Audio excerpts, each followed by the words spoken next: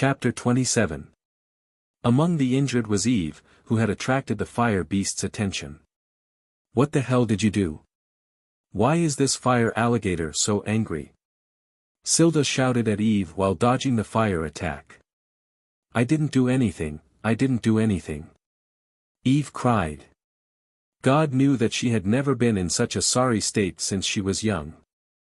Her arm was burned, and a part of her beautifully combed hair was also burnt. She looked very miserable. Everyone was very angry at Eve for causing this disaster, but now that they were facing such a powerful magic beast, no one had the extra energy to settle the score with Eve. They could only pray that they could successfully escape from the fire alligator.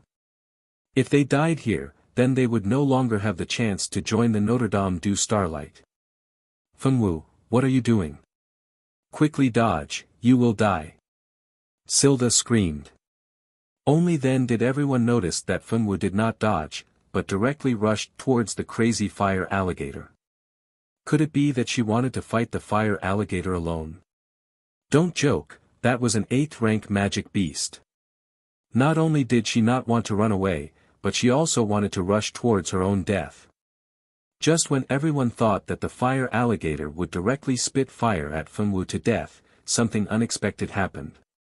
The fire alligator actually stopped attacking, and roared at Fenwu. This time, its voice was very aggrieved, as if it was crying to Fenwu about something. "Don't be angry, I will help you." Fenwu touched the fire alligator's long mouth, and her body emitted an aura invisible to the naked eye. This aura calmed the raging fire alligator. Although it still wanted to find the child, it did not attack crazily. "You all can come out, everything is fine now." Fenwu calmed the fire alligator, and shouted at the people who were hiding. When the others saw that everything was fine, they slowly walked out, and the fire alligator did not attack again. "Not bad, Fenwu. Are you a beast tamer? You are actually so powerful. But that's not right. Aren't you a swordmaster? How can you be a beast tamer?" Silda patted Fenwu's shoulder excitedly and asked in puzzlement. Fenwu did not answer his question. Instead, she walked towards Eve, who was protected by Zicheng. "Give it to me." His voice was faint, but there was a firmness that could not be refused. "Give me what? I don't know what you're talking about." Eve shrieked like a cat whose tail had been stepped on. She clutched Zicheng's robe tightly with both hands, looking for comfort. "Fenwu, what do you want Eve to take out?" Irene looked at Eve strangely and asked. It seemed like her guess was right. This Eve must have done something to make this fire alligator go berserk. Thinking that she was almost implicated by this woman, Irene was very angry. She was indeed a stupid woman. No wonder she died because of her own stupidity. "Egg, the fire alligator's egg. The fire alligator's mother said that you stole it when it was out." Fenwu pointed at the fire alligator and then looked at Eve unhappily. This person lied and stole the fire alligator's mother's baby. She was a bad person. "What? So you took its egg? No wonder this fire alligator went berserk." Silda was so angry that he wanted to give Eve 2 slaps.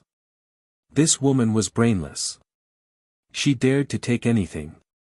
"Take it out and give it back. If you want to die, don't drag the rest of us down."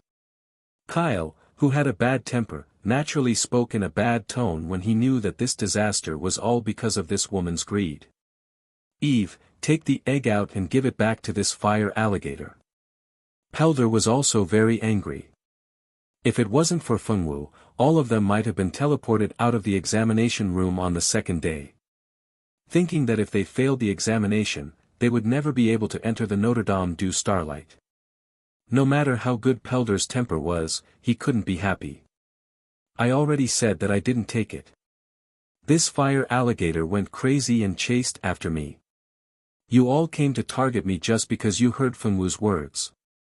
What did I do wrong to make you all treat me like a criminal?" Eve cried out her grievances. Her dirty body and the injury on her arm made her look very pitiful. Could there be some misunderstanding? Zicheng said hesitantly when he saw Eve crying like this. It didn't seem like she was lying. Yeah, Eve doesn't look like she's lying. We can't completely trust the words of a major monster, can we? Almond said when she saw Eve crying like this. The people who were originally very angry at Eve also hesitated a little. Yes, the opponent was a major monster. They didn't want to believe that their own people would trust a major monster. I don't care if you believe it or not. I believe in Fengwu. Fengwu wouldn't lie, Silder said. He didn't like Eve, but he didn't hate Fengwu. Besides, he trusted his intuition. Fengwu wasn't a girl who would lie. Roar! Roar! Roar! The fire alligator, who had been listening quietly, seemed to have understood their words. It became very angry and roared a few words with a murderous look in its eyes. Fengwu, hurry up and listen to what it's saying. Melissa was scared and took a few steps back to get as far away from Eve as possible. It's saying that you only have two choices. Either you hand over the egg, or you hand over the person. If you don't choose either, then all of you will die with her. Fengwu pointed at Eve and calmly translated for the fire alligator. The people who were originally speaking for Eve all shut up. Even Zicheng didn't continue to speak to protect Eve. Return the baby to its mother. If you don't return it, it will really die. Fengwu kindly persuaded. I don't believe that with so many of us here, we will be afraid of a minor monster. Everyone, together, we can definitely defeat it. Eve pretended to be calm and tried to persuade everyone to fight the fire alligator with her. However, no one was an idiot.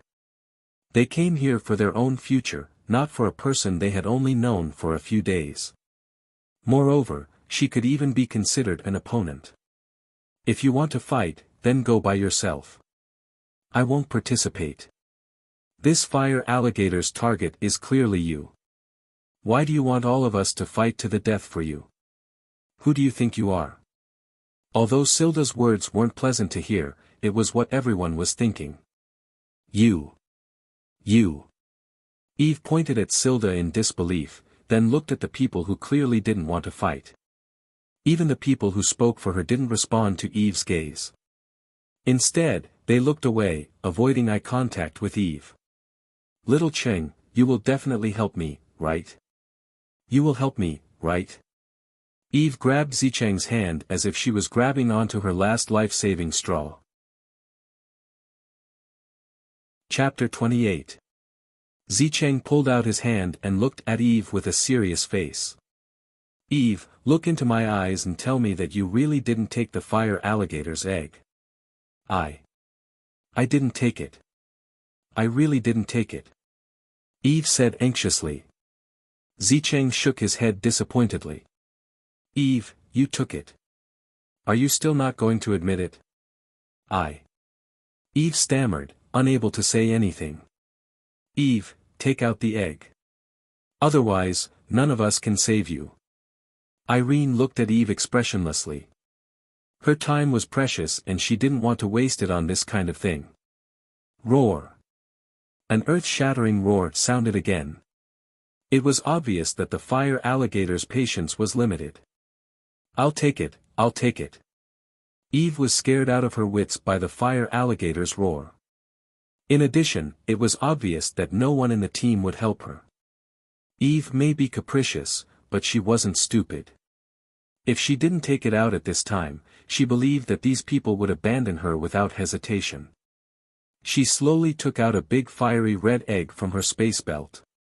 She accidentally found this egg when she was running away in anger. When she found this magical beast egg, she thought that it was her chance.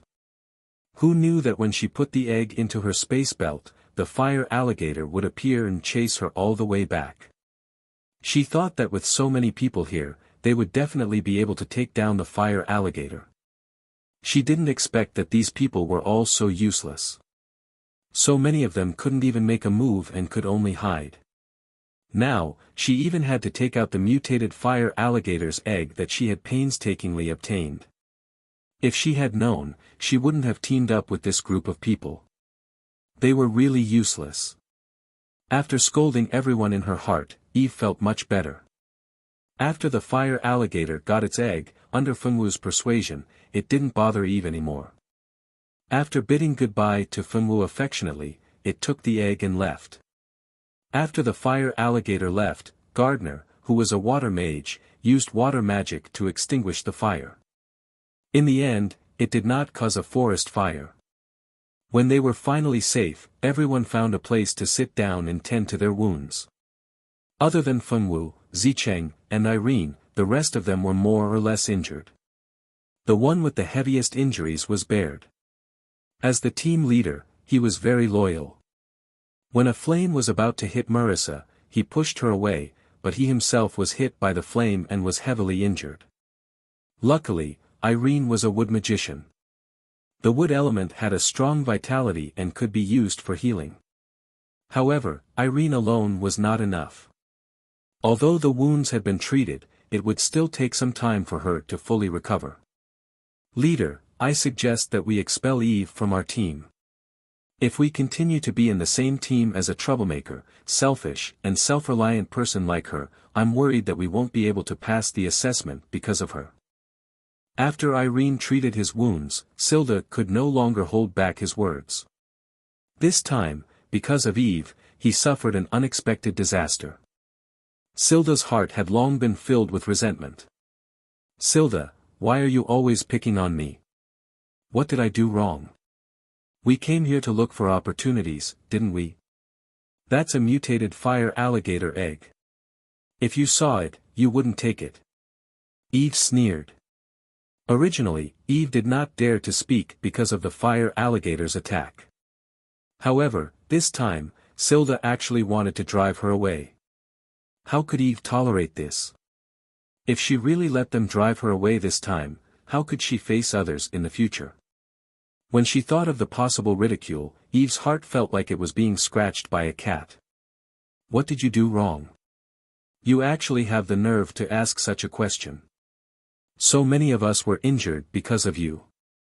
You still don't know what you did wrong. How shameless can you be to make yourself sound so innocent? Seeing Eve's innocent face as if she was the victim, Silda really wanted to slap her face. It's not like I'm the one who injured you. Why are you blaming it all on me? Eve also felt that she had been wronged. A mutated fire alligator egg was gone just like that. She was more heartbroken than anyone else and even had to be scolded by this shrewish woman. The more Eve thought about it, the more pitiful she felt. I'm too lazy to talk to a woman like you. Leader, let's vote. Those who agree that she should stay, raise your hands. If more than half of the people raise their hands and agree that you should stay, then I have nothing to say. If the majority of the people agree that you should leave, then you can scram. Silda could also see that it was impossible to talk to this strange woman. It was better to just vote directly. Wait a minute, Silda. Do we really have to go to this extent? Can you give Eve another chance? I'll look after her. Zicheng looked at Silda with a troubled expression. She had a good relationship with Eve. Although the two of them had not known each other for long, Eve was her first friend after coming to this world. Zicheng did not want to see Eve being driven away by Silda. Little Cheng. Looking at the only person who spoke up for her, Zicheng, Eve felt very touched. Sure enough, among these people, Little Cheng was the only good person. Alright, Zicheng, you don't have to say any more. This time, Eve caused us to suffer such heavy losses because of her. She must be responsible for her own mistakes. I agree with Silda. What about you, leader? Irene also did not want to tolerate Eve anymore. She did not know if it was because of her butterfly wings flapping too hard.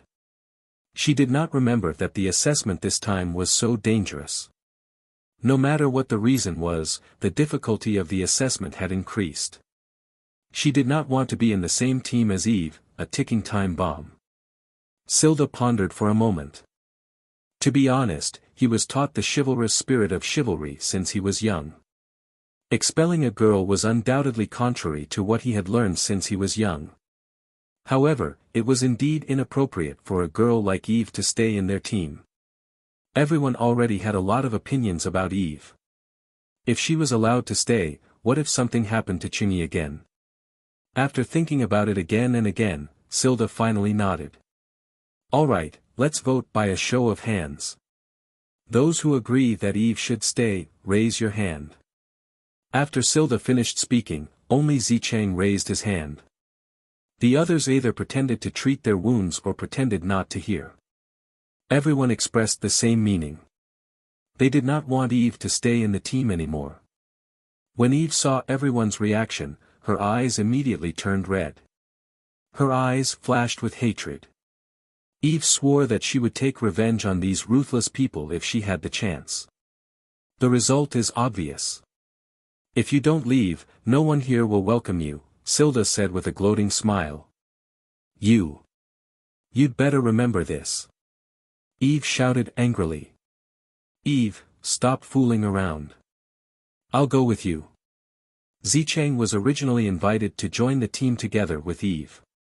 Now that Eve had left, Zicheng did not want to stay alone.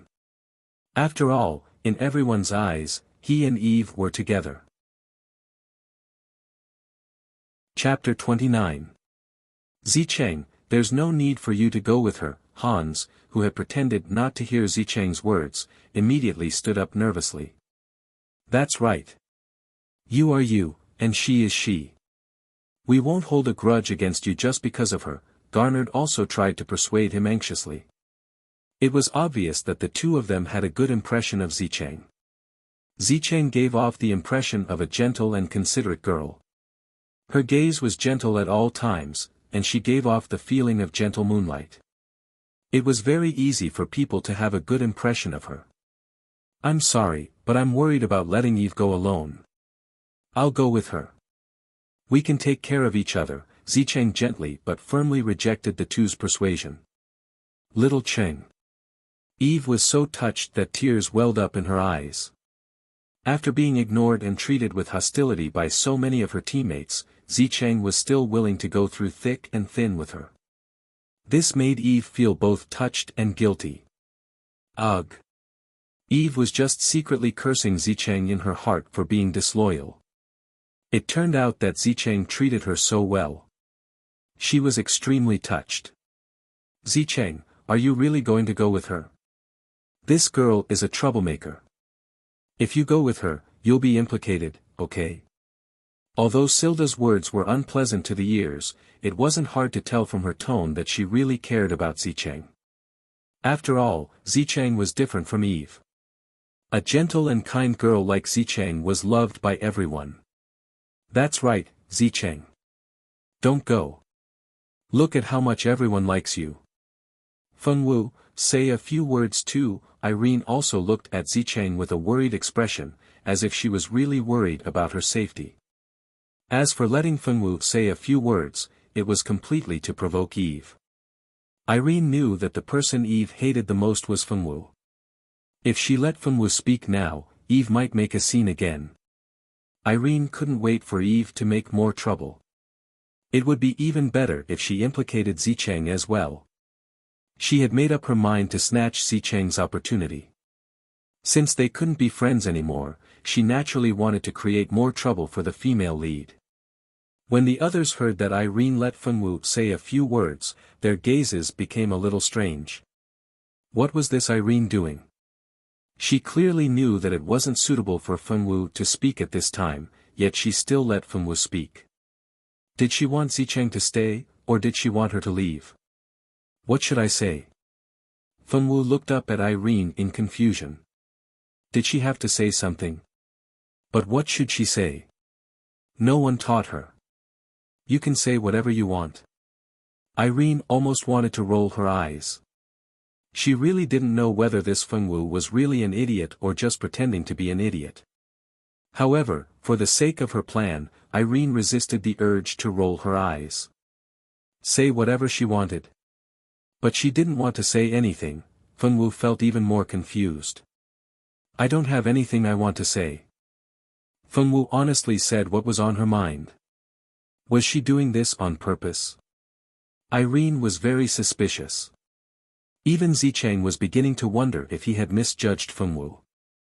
He had always thought that Fengwu was a very pure girl, but now she was acting as if she couldn't wait for him to leave with Eve. Could this be her true intention?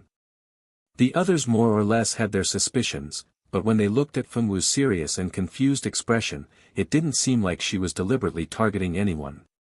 Could it be that Fengwu was a girl so pure that she was a little silly? Everyone's thoughts were in sync at this moment. At this time, Melissa also spoke up, Zicheng, you should stay. It's too dangerous for you to leave with Eve. Most importantly, Eve's personality was too good at causing trouble. Melissa also had a good impression of Zicheng. She really didn't want to see such a gentle and beautiful girl get dragged down by an ignorant young miss. Zicheng only smiled faintly and said casually, I'm fine. I've decided to leave with Eve. I think this place isn't far from the forest.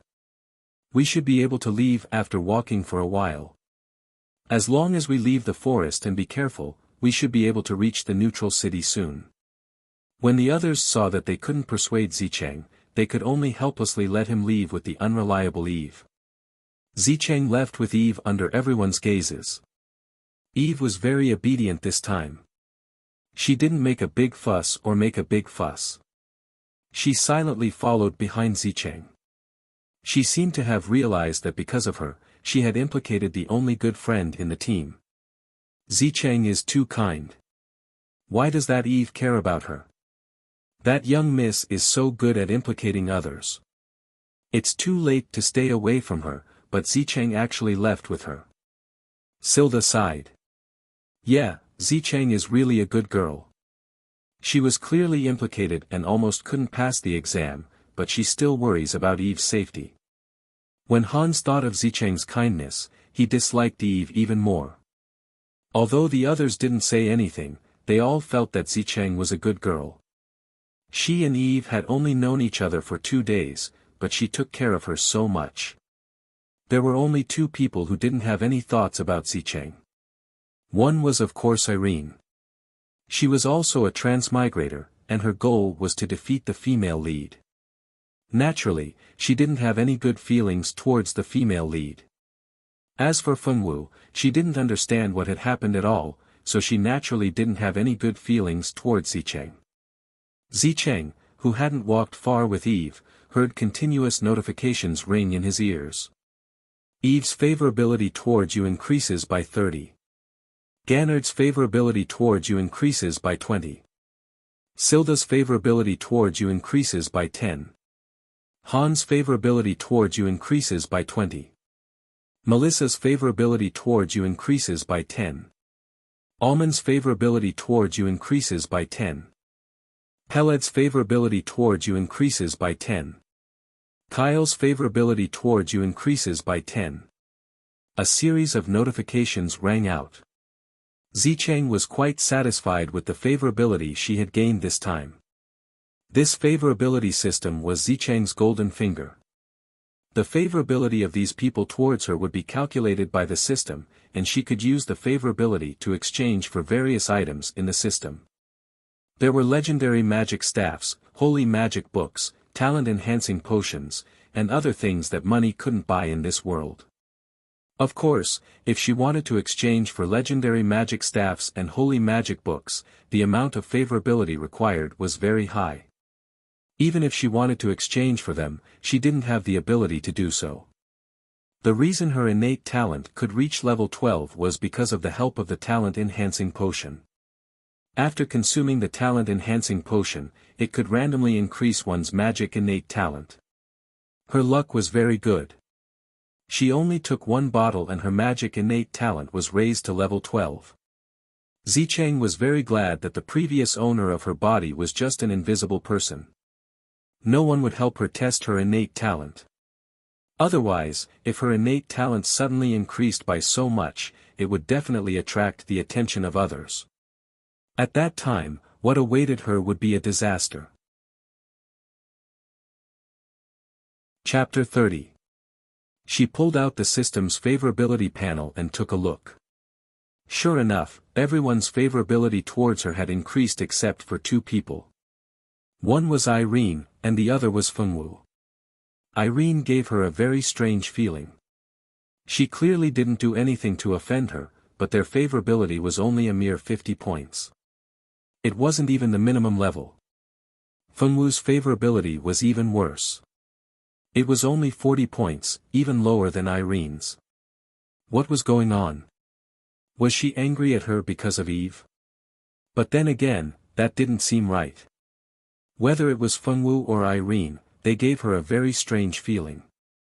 Since it was Irene, she was sure that the two didn't know each other before, but from the first time they met, she felt a faint hostility from Irene. Although Irene hid it very well, she still noticed it. Eve, who left with Zicheng, didn't know what Zicheng was thinking. She was still touched that she could meet such a good friend who didn't leave her when she was in trouble. This was a true friend. A day later, Pelt's team finally arrived at the entrance of the forest. Because Zicheng and Eve had left, the entire team was reduced to 9 people. After the 9 of them left the forest, they walked down the only path down the mountain. If they wanted to go to the neutral city, they had to avoid the local natives. The invigilator said that the natives would kill the candidates if they saw them. Fortunately, after exiting the forest, they could see a city surrounded by blue walls not far away. That should be the neutral city. Near the neutral city, there were a few scattered villages. Many locals wearing beast-skin clothes could be seen moving about in the villages. After carefully avoiding the locals, the 9 of them finally arrived at the neutral city 2 days later. Because they didn't have any means of transportation, they could only walk. Moreover, even though the neutral city didn't seem too far away, they still had to avoid the locals. Naturally, it would take a lot of time. Fortunately, 2 days later, the 9 of them arrived at the neutral city without any injuries. This neutral city was a city where all the candidates rested. There were many people doing business in the city, but the people living here were very friendly. They weren't like the locals outside the city who killed outsiders on sight. In the neutral city, all fighting was prohibited. Once someone was found to be fighting in the city, they would immediately be disqualified from the exam. Most importantly, these candidates were not allowed to harm the residents of the neutral city. If they dared to attack the residents of the neutral city, they would be immediately chased out of the city and never be allowed to enter again. After seeing everything in the neutral city, Irene felt that this world was indeed very magical. It was simply like an online game, and a holographic one at that. Those natives outside the city were monsters, the residents in the city were NPCs, and the neutral city was a safe zone. Looking at it this way, Irene suspected that the person who created this exam venue was also a fellow transmigrator. It was just that this fellow transmigrator was a little too powerful. He could actually create a holographic online game in a magical world. Could it be that this fellow transmigrator had already become a god? Irene didn't know, but her guess was not far from the truth. Thousands of years ago, there was indeed a male transmigrator who came to this world. After he became a god, he used the holographic online game in his memories as a foundation to create this virtual world. He then left this world to the academy that nurtured him, Notre Dame du Starlight. From then on, this virtual world created by that transmigrator became the examination venue of Notre Dame du Starlight. It also became the place where the students of the academy usually trained. These are all digressions, so let's not talk about them for now. Let's get back to the main topic. After Fengwu and the other 9 arrived at the neutral city, the 9 of them separated according to their previous agreement. This was because the invigilator had said that there was a treasure map in the neutral city. If they were to team up again, it would be difficult to split the treasure. It wouldn't be good for them to find the treasure that belonged to them. After the 9 of them separated, the first thing the Phoenix Queen did was find a bun shop. Fengwu's favorite big meat buns were not brought to this world. Because her space ring wasn't brought to this world, Fengwu had been in this virtual world for 3 days and hadn't eaten a single meat bun. She had been hungry for 3 days and had eaten the prey that the boys had hunted for her. The meat buns in this world were a little more expensive than those in the real world. One of them cost 5 copper coins. Feng Wu took out 2 silver coins at once and asked the shopkeeper to fill the meat buns with 2 silver coins each. The currency exchange in this world was the same as in the real world.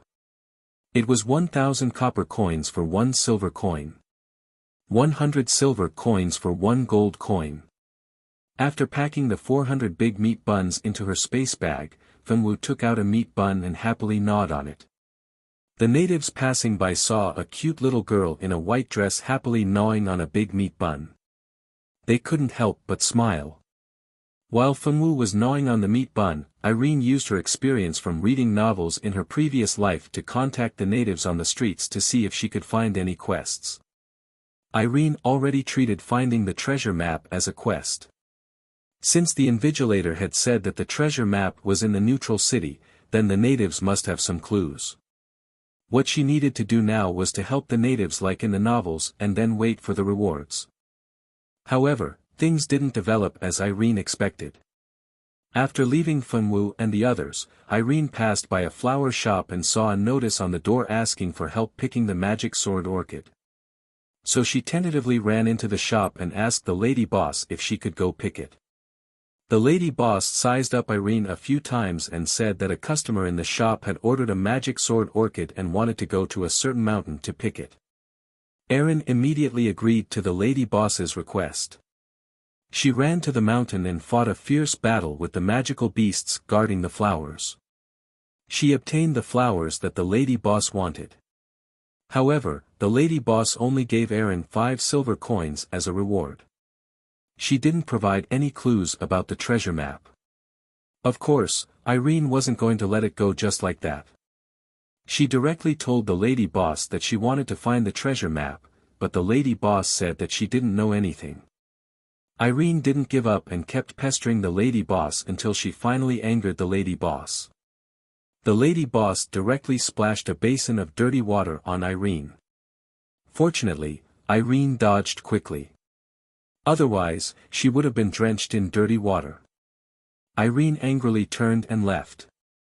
Although she still wanted to ask the lady boss clearly, the lady boss clearly didn't have a good temper. Irene also didn't want to offend the natives too much, so she could only leave with her tail between her legs.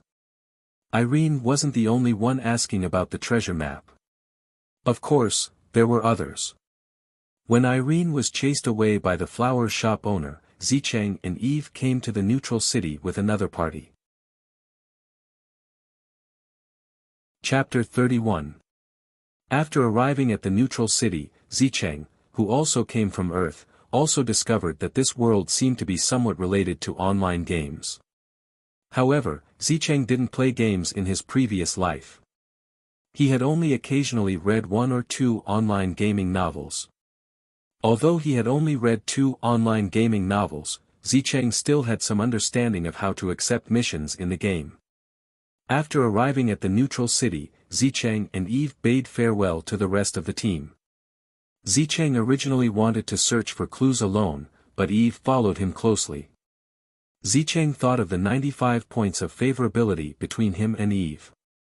In order to maintain the favorability, even if he didn't want to let Eve follow him, he could only endure it and search for clues with Eve. The two walked around the city and asked many natives, but they didn't receive any missions. Zicheng couldn't help but wonder if he was wrong. Was this world actually different from online games? Just as he was thinking this, a mission notice suddenly appeared in a nearby shop. It turned out that this was a shop that specialized in making weapons. This time, someone had ordered a magic sword from the shop, and this sword required the core of a rank 3 magical beast. The shop posted a notice that they were buying a rank 3 magical beast core, and it had to be a rank 3 Earth-type Great Earth Ape. It was written that as long as someone could hunt down a rank 3 magical beast core, the shop would reward them greatly in addition to the mission fee. Seeing this, Zicheng immediately brought Eve to the shop to accept the mission. At the same time, many shops posted mission notices that required others to help them complete missions. Many clever candidates guessed that if they wanted to find clues to the treasure map, they would have to start with the natives. Thus, many candidates accepted missions from the natives. There were also some who couldn't be bothered to find the treasure map and were more inclined to take the risk to find the magical item required by the academy. Feng Wu, on the other hand, didn't think too much about it. She was busy eating right now. After eating the 10th big meat bun, Feng Wu went to some shops to buy water bags and went to the river to fill them with water. He also bought a tent for staying overnight in the wilderness and a fire crystal for lighting a fire. After everything was prepared, Feng Wu found a cheap hotel and booked a room for the night. The first day of entering the city passed peacefully. The next day, Feng Wu blinked her big eyes. She was not used to waking up in an unfamiliar bed. It took him 2 seconds to remember that he was taking the entrance exam of the Notre Dame du Starlight. After washing up, Feng Wu checked out of the room and left the hotel. What should she do now? Feng Wu was a little confused. That teacher seemed to have said that there was a treasure map, but what was a treasure map? Feng Wu, who had lived in the mountains since she was a child, naturally had never heard of something like a treasure map. The teacher who had explained the rules didn't expect that there would be someone in this world who was so clueless as to not even know what a treasure map was. Feng Wu blinked her big eyes. She suddenly remembered that a juror had said that there were many books in the library and that there was a lot of knowledge in the books. Thus, the Feng Wu girl made a decision. She would go to the library and look for what a treasure map was in the books. This girl didn't think of asking anyone from the beginning. In fact, the reason why Feng Wu didn't think of asking anyone was because a juror had a lot to do with it. A juror knew that Feng Wu's personality was very pure. He was afraid that this girl would be cheated, so before the first exam, a juror had told Feng Wu a lot of things. For example, she couldn't talk to strangers casually, she couldn't listen to strangers casually. There were a lot of things like that. Feng Wu might not be good at other things, but she had a very good memory. Therefore, this girl remembered a juror's words very well and executed them quite well. Other than the first day when she entered the examination hall and teamed up with Peida and the others, Feng Wu did not talk to any other candidates, nor did she have any contact with anyone else. The reason why she teamed up with Peida was because a juror said that she could temporarily team up with others when necessary. However, not everyone in the same team was a good person, so even if they were in the same team, she had to be vigilant. In short, a juror wanted to tell this girl everything. Although Feng Wu couldn't understand all of it, she knew that a juror was doing it for her own good, so she took it all down seriously. After deciding to go to the library, Feng Wu suddenly remembered that she didn't know the way to the library. She blinked and looked at the people coming and going on the street. At this time, Feng Wu finally thought that she could ask someone for directions. After deciding on the direction, the Feng Wu girl carefully observed all the pedestrians on the roadside and walked towards a bun shop. When the bun shop owner saw Feng Wu, he immediately greeted her with a smile. "Little girl, are you buying buns again?" The boss asked with a smile. The boss was very satisfied with Feng Wu's sales ability. If everyone could have such purchasing power, their family would not be far from becoming rich. Feng Wu walked to the boss's bun shop and looked at him seriously. "Uncle, do you know how to get to the library?" "Library?" The bun shop owner wiped his chubby hands on his apron and said, "Our neutral city does have a library, but that library charges a silver coin for an hour of reading. Little girl, if you want to read books, you can go to a bookstore. The library is expensive." The fat boss kindly advised. Feng Wu thanked the boss for his reminder, but she still insisted on going to the library. Seeing that Feng Wu wouldn't listen, the boss could only helplessly call out his youngest son. The boss's youngest son was only 7 years old this year and was a naughty chubby boy.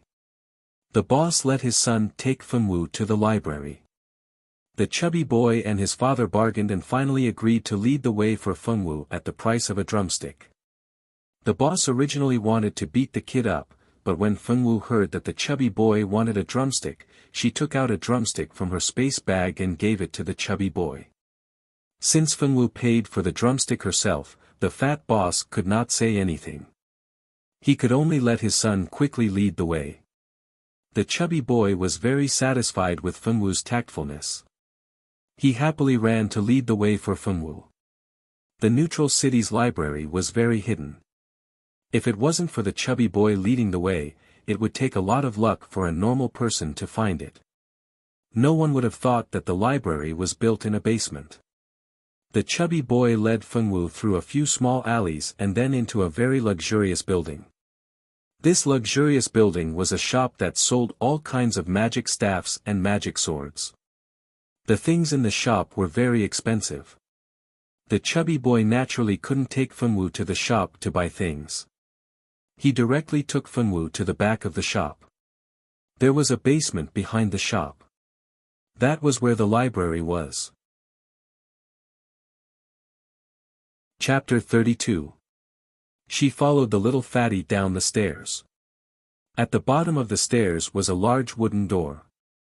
She didn't know what kind of wood this door was made of, but it looked very heavy. There were all kinds of magical beasts carved on the door. At the bottom were some low-grade magical beasts, while at the top were legendary sacred beasts. There were over 1,000 types of magical beasts carved on the door, and none of them were the same. Fenwu didn't know much about the magical beasts of Heavenly Wind, so she only felt that these magical beasts looked very powerful. She didn't know that what she was looking at was the legendary sacred beast carvings. On the door, there was a sign with the words, "Neutral City Library," carved on it. The words were written in the common language of the continent. Although Fenwu didn't have the original owner's memories, she could understand these words even though she had never learned the language of this continent. "We've reached the library. I'll go back first. To thank you for your chicken drumstick, I'll tell you another piece of news." The curator said before that as long as anyone can help him organize the books, he'll pay them to read. It's just that there are many books in this library, and the curator doesn't pay them. He only wants them to read, so no one is willing to take this job. If you're so interested in the books, you can go to the curator for an interview. If the curator keeps you, you'll be able to read for free. The little fatty had a good impression of Fenwu. Because Fenwu didn't bargain at all and gave him a chicken drumstick, the little fatty didn't mind telling Fenwu more about himself. "If you want to organize the books here, just tell the curator that Steamed Bun Li Jisheo belongs to me. Steamed Bun Li is my dad. My dad's name is Li, and I'm Jie. Alright big sister, I'll go back first. Dad's still waiting for me to help him look after the shop." The little fatty called Jie didn't wait for Fenwu to reply and waved the chicken drumstick in his hand as he ran off. The little fatty couldn't bear to eat it the entire way. After sending Fenwu back, he happily went to enjoy the drumstick.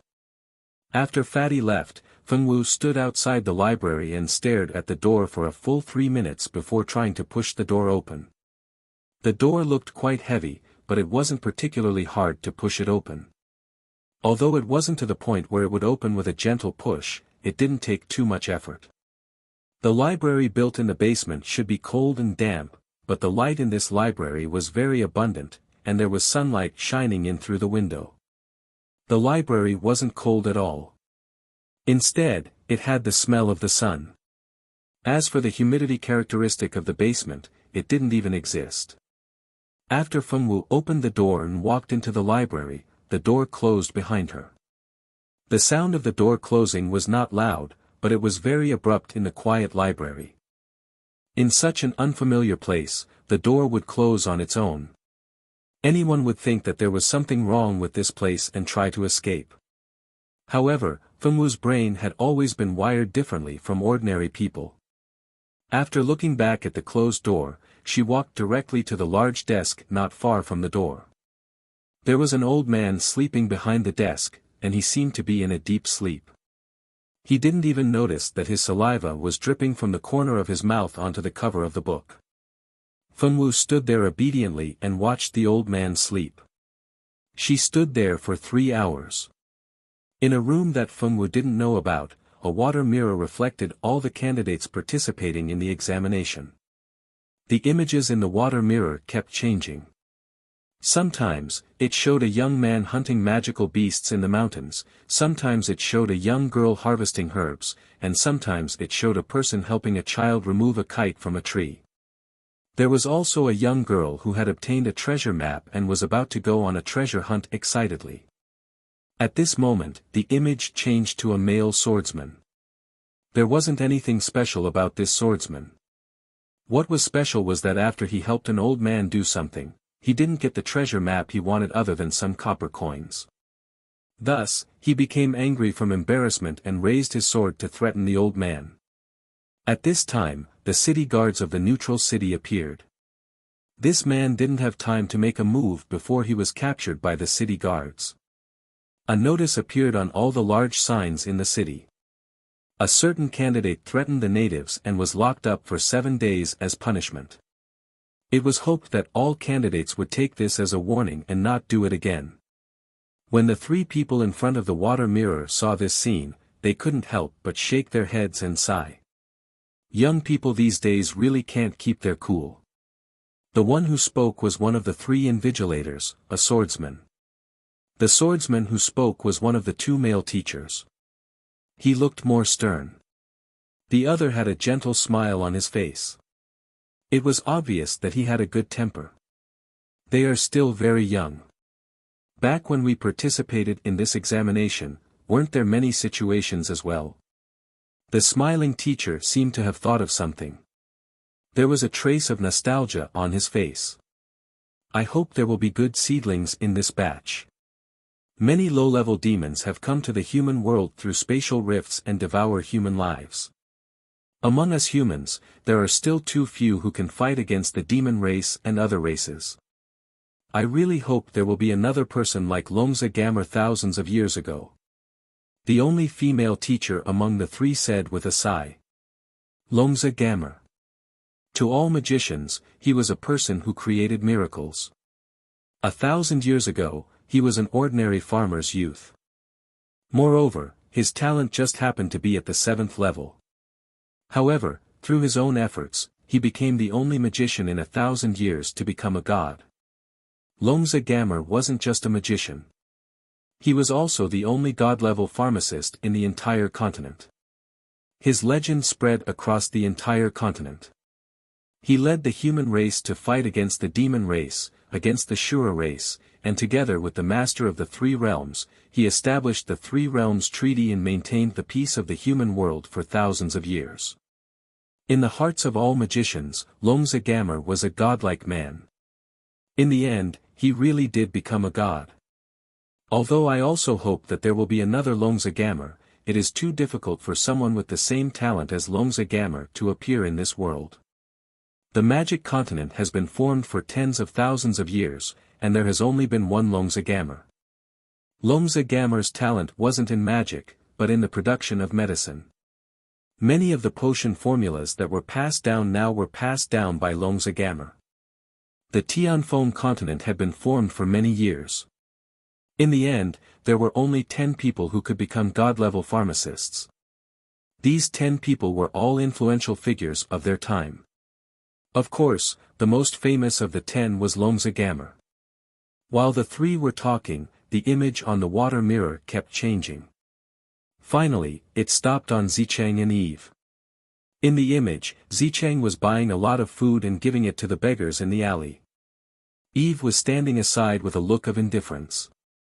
It seems that this girl is not only talented, but also has a good temperament. The female teacher looked at Zicheng in the image and said with admiration. She is indeed a rare good child. It's just that the girl next to her has a worse temperament. The more serious male teacher frowned. Chapter 33. After all, there are too few children with magical talent in this world. Once a child is found to have magical talent, no matter how talented they will receive special treatment at home. In the long run, even a child with a decent temperament will be spoiled beyond recognition. The male teacher with a gentle smile sighed softly. People in this world were all the same. They would give special treatment to talented children, and spoil them especially. But who knew that it was this kind of spoiling that made it difficult for many children to achieve great things in the end? Instead, it was those children who grew up in ordinary families who had an advantage in the test of temperament. Look at this child. If I remember correctly, this child was the only one who restrained her aura during the first talent test. What is this child doing now? Just now, the image moved to her a few times, but I noticed that she was standing there motionlessly. How strange.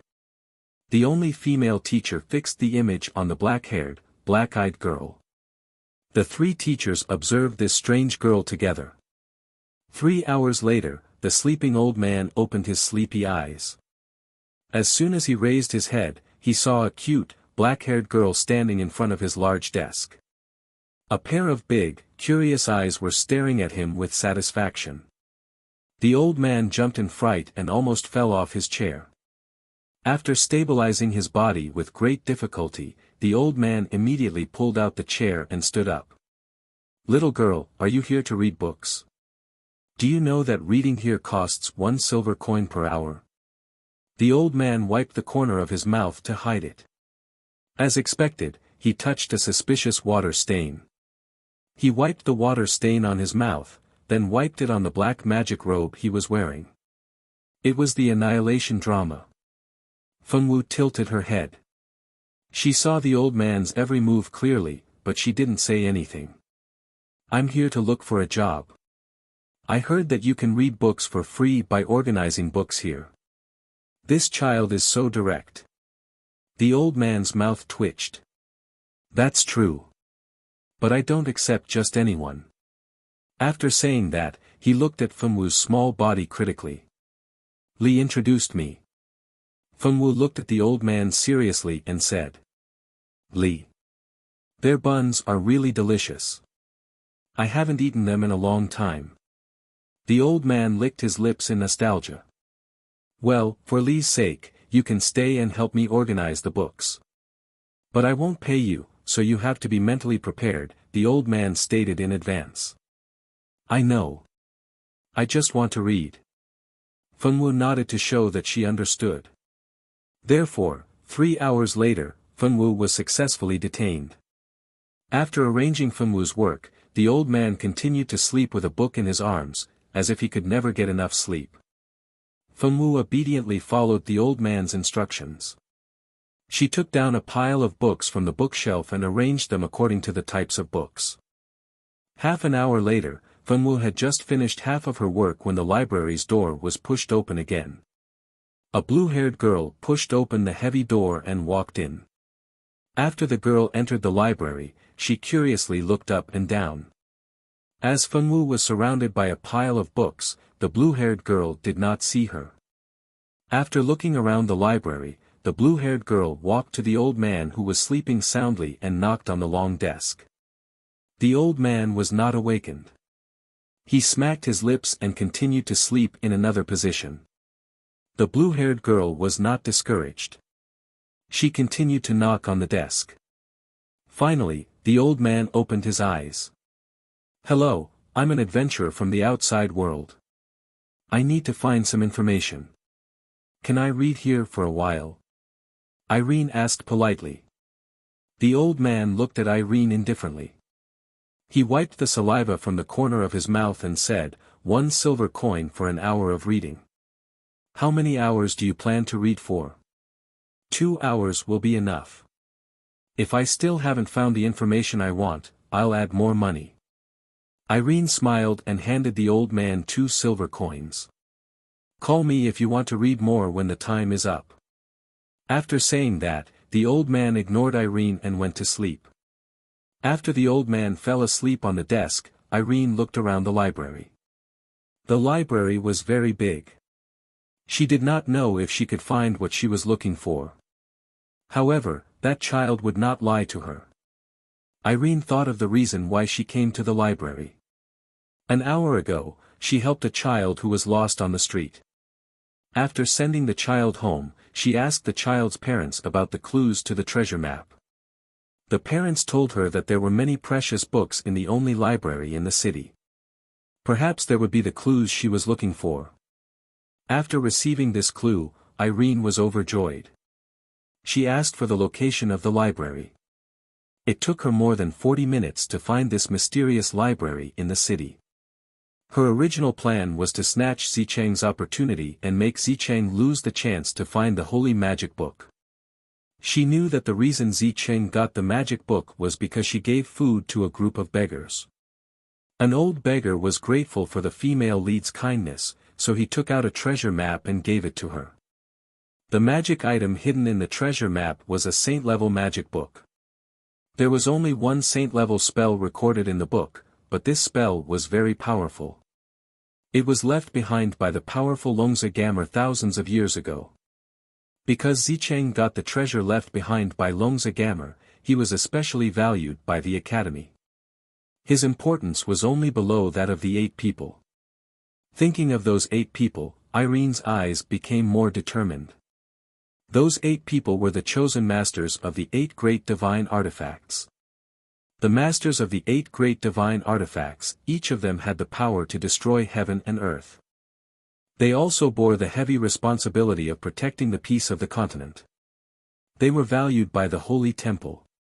In the book, these 8 people were also very powerful. However, 3 of the 8 people died fighting for Zicheng. Other than 2 people who did not have any contact with Zicheng, the others were on good terms with Zicheng. They also took care of her. Irene shook her head, shaking off the messy thoughts in her mind. Now was not the time to think about these things. Her thoughts went back to an hour ago. An hour ago, she wanted to find the group of beggars before Zicheng, but she was still one step too late. The group of beggars appeared at random times. She went around the area a few times and did not find any beggars. However, the female lead found them as soon as she went there. Although she was not convinced by the female lead's good luck, the matter was already settled. She did not have the time to complain. What she needed to do now was to find the other magic item as soon as possible. Fortunately, her luck was not bad. Before she found the group of beggars, she sent a little boy home. From the little boy's parents, she found out that there was such a library in this city. The little boy's parents told her that there were many precious books in the library. There might be clues in those books that she was looking for. Chapter 34. Thus, after Irene asked how to get to the library, she spent a lot of time finding the library. However, there were too many books in the library. How was she going to find the clues she wanted? Irene thought for a long time and decided to look at the books about local customs and geography. With her experience playing online games, the most important clues would not be recorded in the important books. Instead, it was easier to find clues in the books that were not usually valued.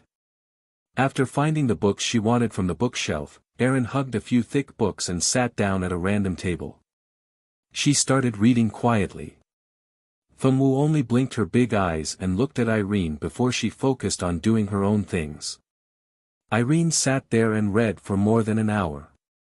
When she was tired and stretched, she looked up and found Fengwu not far away, who was standing on a ladder and organizing the books.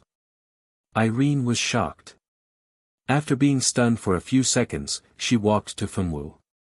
"Fengwu, why are you here?" Fengwu lowered her head and saw Irene looking at her with a shocked expression. "I've been here for almost 2 hours." Fengwu answered seriously. After answering, she wiped the books in her hands and put them back on the shelf. "Then you're here earlier than me." Irene was shocked. Shocked. She did not expect that there was someone else in the library other than her.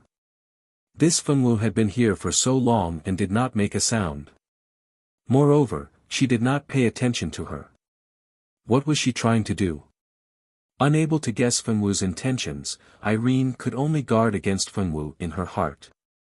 "Yes, I'm here earlier than you." Fengwu nodded honestly.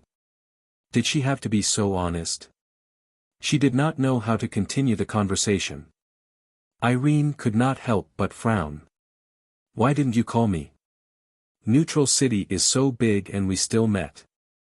It must be fate." Irene said with a smile. Why did I have to call you? Fenwu stopped wiping the books and looked down at Irene. Why did I have to call her? What kind of question was this? Was this girl really not doing it on purpose? Irene suspected that this Fenwu was pretending to be a pig to eat a tiger. However, looking at the girl's serious expression and eyes, it did not seem like she was pretending. If she was, then her acting skills could win a few Oscars.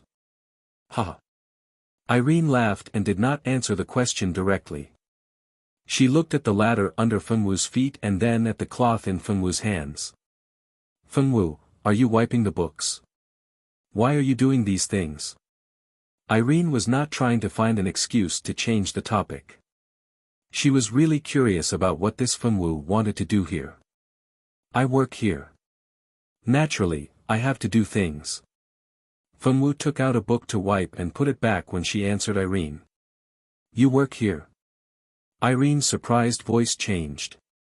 What did she come here to do? She actually started working. Could it be that she was not preparing to look for the treasure map or go on the road to look for opportunities? Or was she doing some hidden mission? As long as she helped with the library, she could get clues or something like that. Because she could not guess Fenwu's thoughts, Irene began to let her imagination run wild. Fenwu nodded as an answer. However, was it strange to work here? She blinked and blinked again. She did not understand what they were thinking. Fenwu, could it be that you received some hidden mission? As long as you help with these books, you can get clues to the treasure map. Irene's words were a test for Fenwu. She suspected that Fenwu was also a transmigrator. That was why she used the online gaming language. For example, if one was not a transmigrator, no one in this world would be able to understand the hidden mission. Originally, Irene wanted to see Fenwu give herself away. However, she did not expect that Fenwu only blinked her eyes in confusion and did not answer her. It was as if she did not understand what she was saying at all. Could it be that she guessed wrong? This Fenwu was not a transmigrator. However, she did not look like a reincarnated person either. Could it be that she guessed wrong? Fenwu was a native of Heavenly Wind continent. She was not a transmigrator or reincarnator. I don't know what the hidden mission is. I only know that if I work here, I can read books for free. Hidden mission. What was that? Why couldn't she understand Irene's words? You can only read books for free. Irene did not really believe Fenwu's words. She thought that Fenwu was not telling the truth.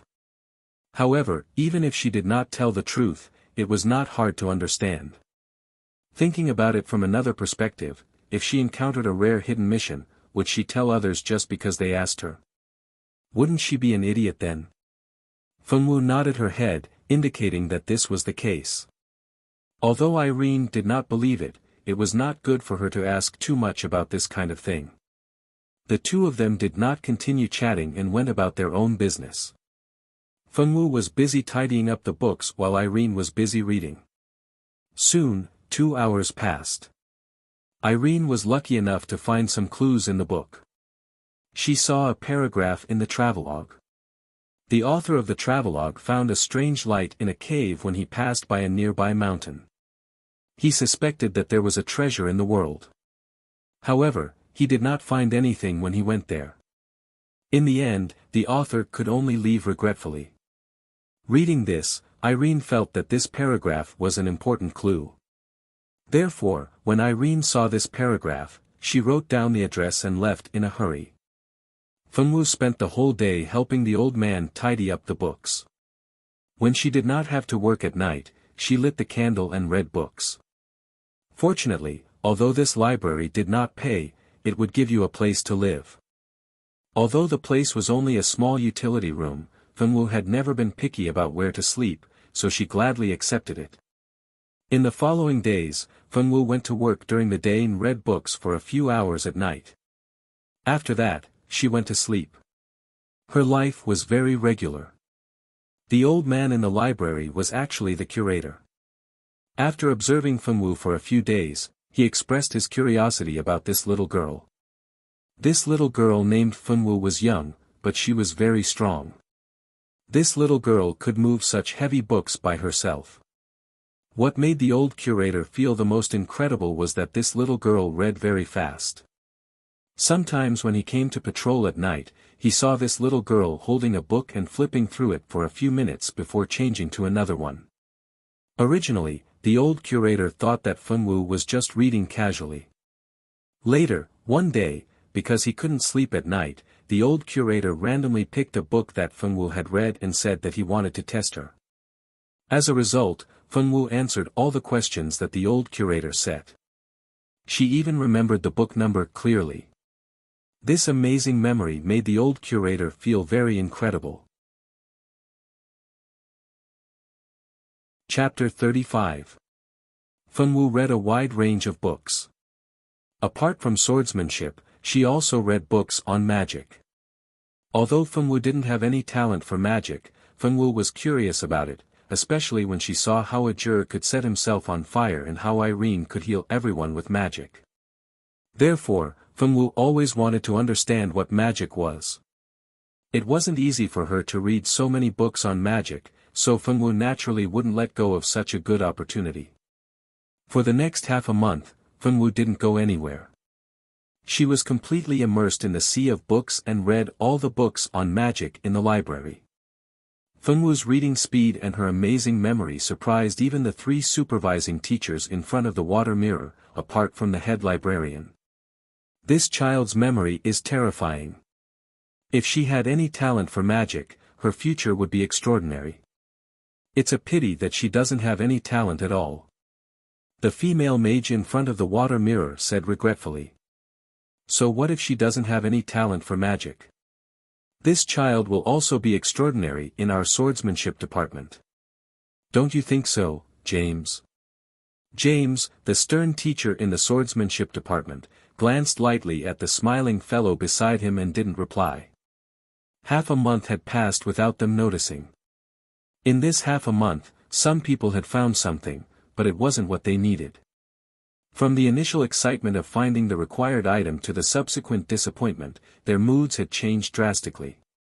Some of the smarter ones found people in the safe zone to trade, while those who weren't smart naturally knew to follow suit when they saw others doing so. Those who didn't find anything scowled miserably and could only look on with envy and jealousy as others traded for the magic items they needed in front of them. At the same time, they made up their minds to work harder to find what they needed in the coming days. After helping the librarian for half a month, Funwu finally sorted out the places the old librarian had requested. Because the work was completed, Funwu naturally couldn't stay in the library to read free books. Before she left, Funwu finally found the information she wanted and knew what a treasure map was. So, a treasure map was a map. Some people hid their treasures and drew the place where they hid their treasures. This way, they could make a treasure map. After reading books for half a month, Funwu finally learned something. During her time in the library, Funwu had not only read a lot of books about magic, but she also found a piece of worn-out parchment in an old book. If someone else had found such a thing, they would have definitely hidden it away and searched for the location marked on the parchment. However, Funwu clearly wasn't an ordinary person. After finding the map, Funwu didn't put it into her spatial bag. Instead, she took the mysterious map to the old curator. The old curator stared at the map for a while before he recalled the origin of the map. According to the old curator, the map was found by the 3rd curator of this library when he was traveling. At that time, the 3rd curator put in a lot of effort to study the treasure map that was engraved on the parchment. It wasn't easy for him to find the location of the treasure, but he couldn't find it no matter how hard he tried. After that, several generations of curators studied the treasure map. When they arrived at the location, they dug up the ground nearby but still couldn't find anything. After confirming that the treasure map might be a prank, the current curator casually threw the treasure map in a corner. He didn't expect that Funwu would find it now. The old curator saw that Funwu seemed to be very interested in the useless treasure map, so he gave the treasure map to Funwu. After Fengwu thanked the curator, she happily put the treasure map into her spatial bag. After finishing her work, Fengwu asked where the treasure was found by the previous curators. After getting the answer, she waved goodbye to the old curator. After leaving the library, Fengwu walked alone on the streets of Neutral City. She blinked her big eyes and thought about what to do next. In the end, Fengwu decided to go directly to the mountain range mentioned by the curator to see if she could find the treasure.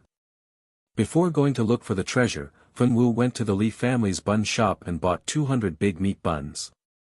Because of Fengwu's purchasing power, the bun shop owner named Li gave Fengwu a few extra red bean buns. The red bean buns were sweet. After taking a bite, Fengwu liked the taste and ordered 100 red bean buns.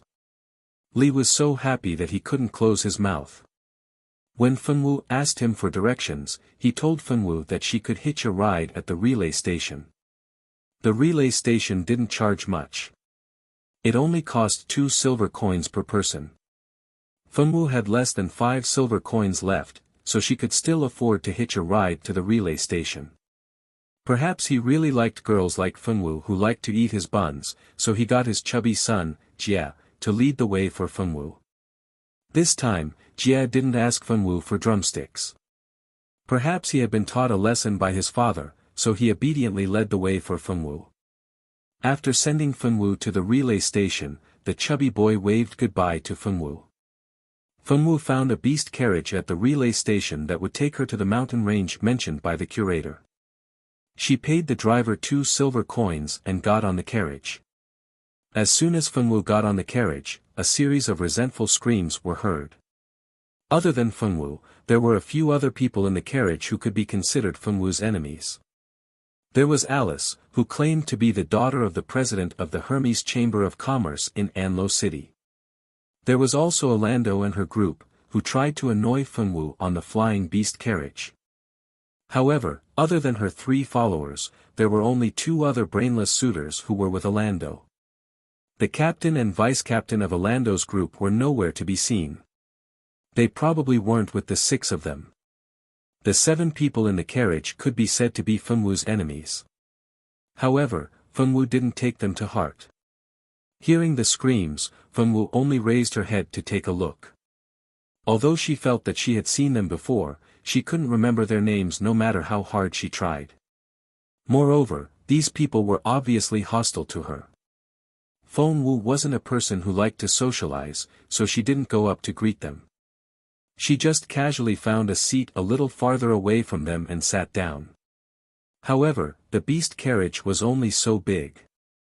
Even if Fengwu deliberately sat further away, it was still impossible for her to be too far away from them. Alice, you know this woman too.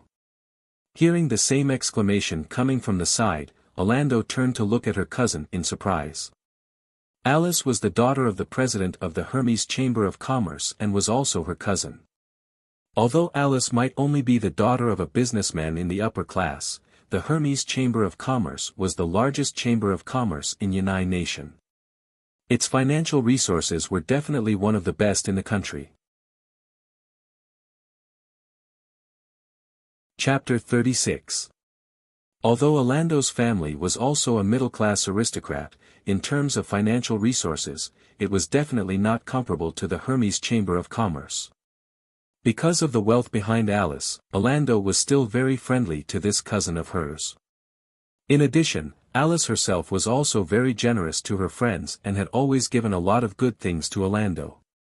Therefore, Orlando naturally valued Alice, a friend who could bring benefits to herself.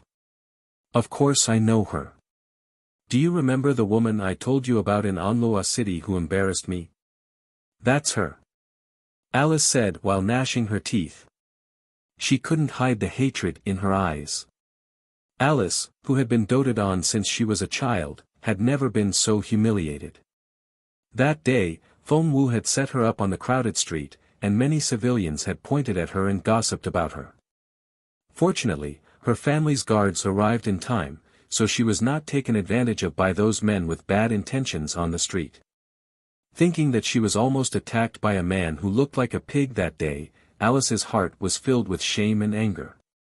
Discovering that the enemy of the two was actually the same person, Orlando's mood became a little better. So the woman you were talking about is her. The person I told you about who eavesdropped on me and Ailu on the flying beast carriage and injured us was also her. This woman's heart is really vicious. Orlando looked at Alice with an aggrieved face. Alice was very fond of this gentle cousin who loved her very much. Not only were they cousins, but they were also very good friends. As soon as she heard that the two sisters had suffered a big loss in the hands of the same person, Alice's mood was very bad. The two pursuers of Orlando on the side, when they saw Fenwu get on the carriage, their eyes also widened, and the hatred in their eyes was completely undisguised. Now that the monster who could emit fire was not by her side, they would definitely not let go of this woman who dared to hurt Orlando. The 7 people on the carriage all had bad intentions towards Fenwu. Originally, the two pursuers of Orlando wanted to immediately attack Fenwu, but they were stopped by Orlando. Orlando, this woman and her companion injured you on the flying beast carriage. Why don't you let us teach her a lesson? Although the two suitors were unwilling to let go of such a great opportunity, the person who stopped them was their goddess, Orlando. No matter how unwilling they were, they could only give up the idea of immediately finding trouble with Fenwu. Don't forget that we're in the middle of an examination. If someone finds out that we're attacking other candidates, we might be disqualified. Orlando wasn't an impulsive person. Although she hated Fenwu for humiliating her on the flying beast carriage, she didn't want to be humiliated. She would never be able to relive the day when she could only struggle and beg incessantly. She could only slowly wait for death, and in the end, she was thrown aside like a dead dog. She, Orlando, had never suffered such a big loss before. She must find this woman in front of her and get her revenge. Although she couldn't wait to tear Fenwu into pieces, she immediately regained her rationality when she remembered that they were in the middle of a test. She had to think of a way to let this woman dig her own grave without having to do it herself. After Orlando's reminder, the two suitors immediately remembered that they were still in the middle of an examination. After half a month, they had only found a sword used by swordmasters and 2 parchments used by swordmasters. Among them, there were still 4 people who didn't get the items they needed. The reason why they hitched a ride on this beast carriage was that they wanted to find the magic items they needed or the parchments that recorded the sword skills in the nearby mountains. They didn't expect that before they found what they needed, they would first encounter Fenwu, this great enemy. Because they were too excited to see Fenwu, they forgot their original purpose. Fortunately, Orlando reminded them. Otherwise, if they really went to kill Fenwu, they would definitely be disqualified. Thinking of this, the two of them immediately looked at Orlando with admiration and gratitude for reminding them just now. Orlando smiled shyly and looked away slightly. In fact, she was very disdainful of the stupidity of these two people. They couldn't even think of such a simple thing. If it weren't for the talent of these two people and their loyalty to her, she wouldn't have bothered with these 2 idiots. Then what should we do now?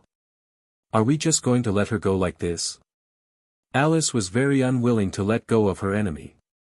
Of course not, let's follow her first and look for an opportunity. Orlando said after thinking about it. Among these people, Orlando obviously played the role of the leader, so no one objected to her decision.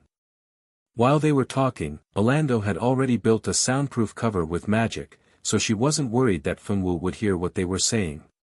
In fact, Fenwu really didn't care about what they were talking about. Fenwu was sitting in the carriage at the moment, eating the big meat buns she bought from Fatty Lee.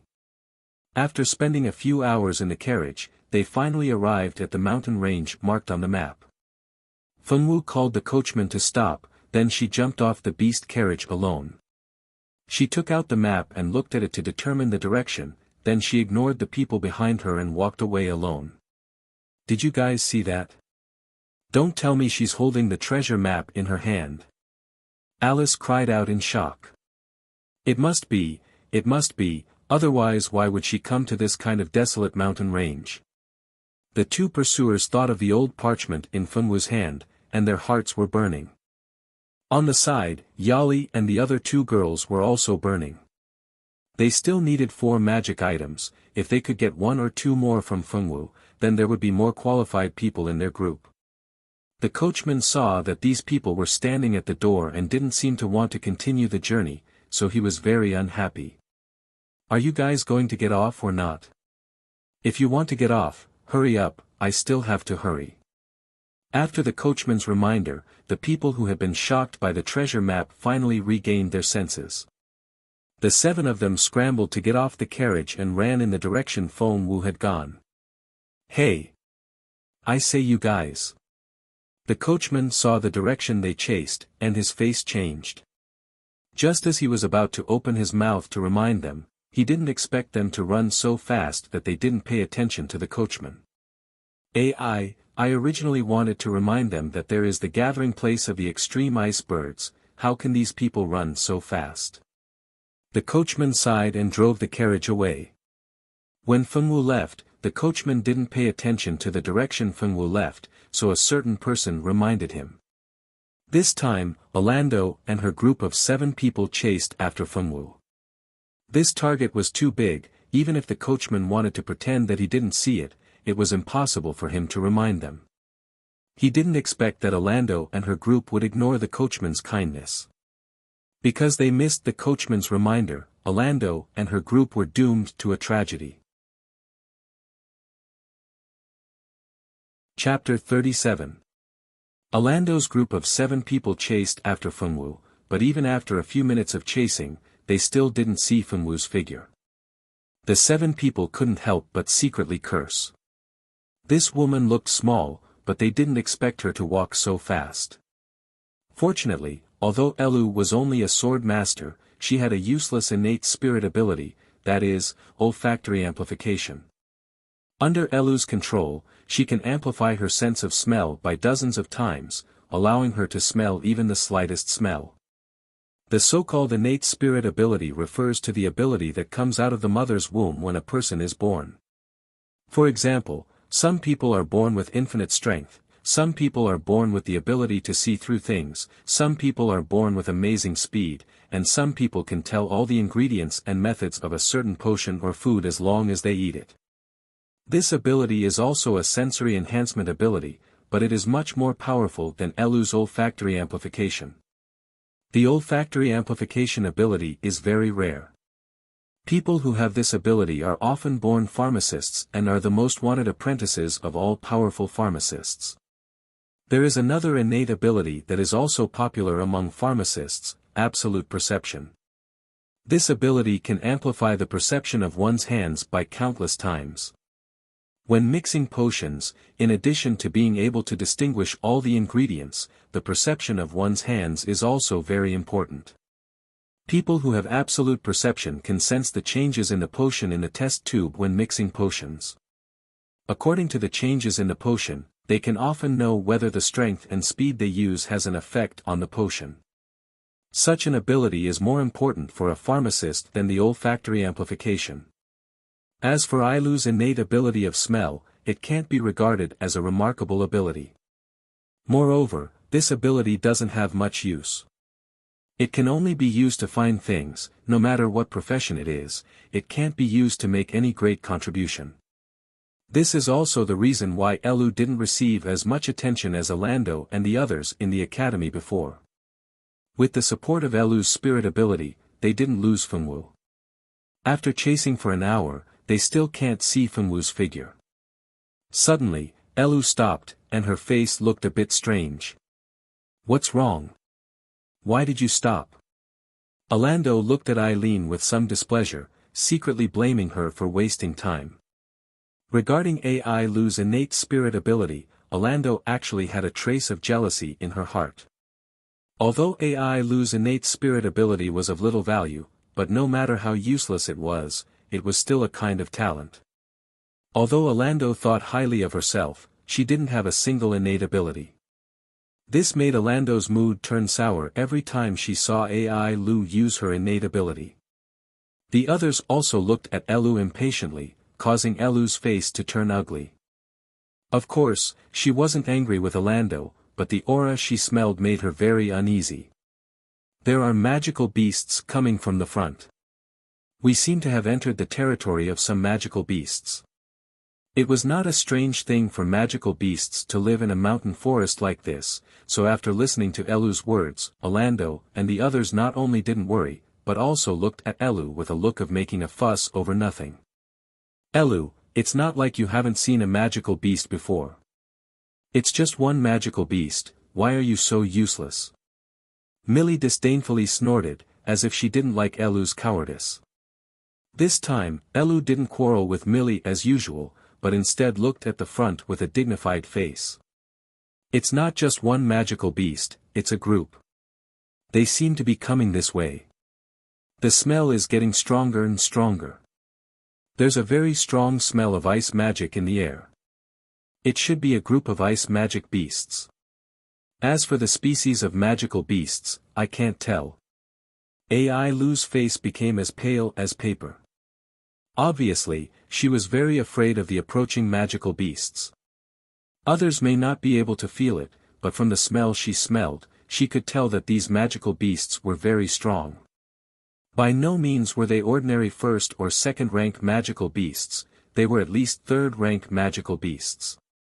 What? A group. If it was just one magical beast, the 7 of them wouldn't be afraid, but now there was a group of them. If what Elu said was true, then they must have stepped into the territory of some kind of magical beasts. Thinking that a group of magical beasts was coming here, everyone's face changed in an instant. Quickly, let's get out of here first. Orlando knew Elu's ability. She knew that Elu wouldn't lie about this kind of thing. It seemed that the matter of chasing that hateful woman could only be put aside and escape first. Although the 7 of them hated Fengwu to the bone, they valued their own lives and this assessment more. Now was the critical period of the assessment, they couldn't lose their qualification because of a group of magical beasts. While the 7 of them were busy running for their lives, Fengwu was following a small ice bird farther away. Fengwu's natural affinity and ability to communicate with magical beasts and plants made these magical beasts not hurt her. So for others, it was not dangerous for Fengwu to enter the territory of the ice birds. Little Nat, thank you for leading the way for me. Goodbye. Fengwu waved goodbye to the cute little ice bird after leaving the territory of the ice birds. The little ice bird called Nat reluctantly flew 2 circles around Fengwu, then said in a childish voice, "There are humans in front of us who broke into our territory. Father and the others have already gone to drive them away. I also have to go back. Xiao Wu, the scent on your body makes me feel so comfortable. I really don't want to part with you." The little ice bird intimately rubbed its head against Fengwu's neck and flew away reluctantly. The little ice bird was sent by its father to lead the way for her. When Fengwu first entered the territory of the ice birds, the other birds also rushed out to attack her. But when they got close to her, they found that Fengwu had a very pleasant scent on her body. This scent made them feel very comfortable, as if they were full of vitality by her side. Because Fengwu had an affinity with animals and plants, not only did the ice birds not hurt Fengwu, a mature male bird even sent his son who had just learned how to fly to send Fengwu away from their territory. It could be said that no human had ever received such friendly treatment, but because of her own uniqueness, Fengwu enjoyed it for once. After bidding farewell to the little ice bird, Fengwu continued to use her qinggong to fly through the forest. The reason why Orlando and the others couldn't catch up to Fengwu wasn't because Fengwu was too fast, but because Fengwu had been using her qinggong to shuttle through the forest since she entered. Orlando and the others, who were only relying on their 2 legs, naturally couldn't catch up to Fengwu. After using her qinggong to fly for a while, Fengwu successfully arrived at the location marked on the map. The location marked on the map was a cliff. The bottom of the cliff was covered in fog, and it was impossible to see how high the cliff was. Chapter 38. The ground on the cliff looked uneven, and there were even traces of a battle. The sunken part of the ground seemed to have been corroded by some kind of strong acid. Fengwu stood on the uneven ground and frowned as she looked at the ground.